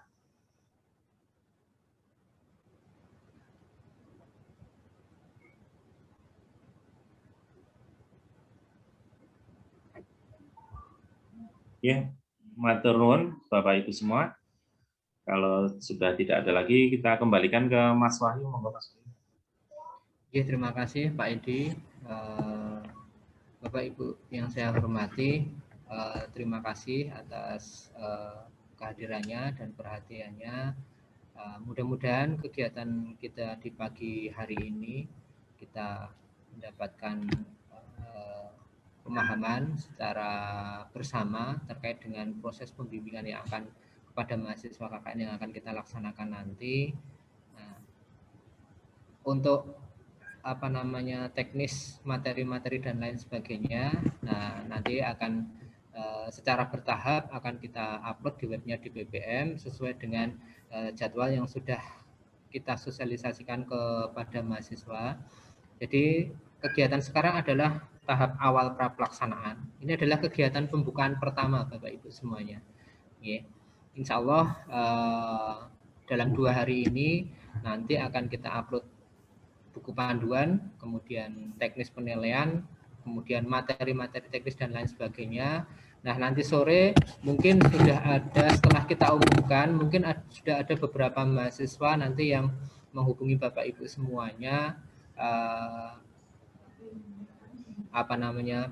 perkenalan dari mahasiswa ataupun ada sedikit pertanyaan dari mahasiswa, karena tidak menutup kemungkinan beberapa mahasiswa yang nanti Bapak Ibu bimbing itu adalah mungkin mahasiswa dari prodi Bapak Ibu sendiri atau bisa dari prodi yang lainnya. Mungkin dari saya dalam memandu acara ini, kalau ada banyak kekurangan, kesalahan, saya mohon maaf yang sebesar-besarnya. Saya rasa cukup sekian dulu pertemuan kali ini. Mudah-mudahan kita semua senantiasa diberi kesehatan oleh Allah Subhanahu wa taala dan kegiatan pada pagi hari ini memberikan kemanfaatan dalam proses pembimbingan nanti kepada mahasiswa. Terima kasih. Assalamualaikum warahmatullahi wabarakatuh.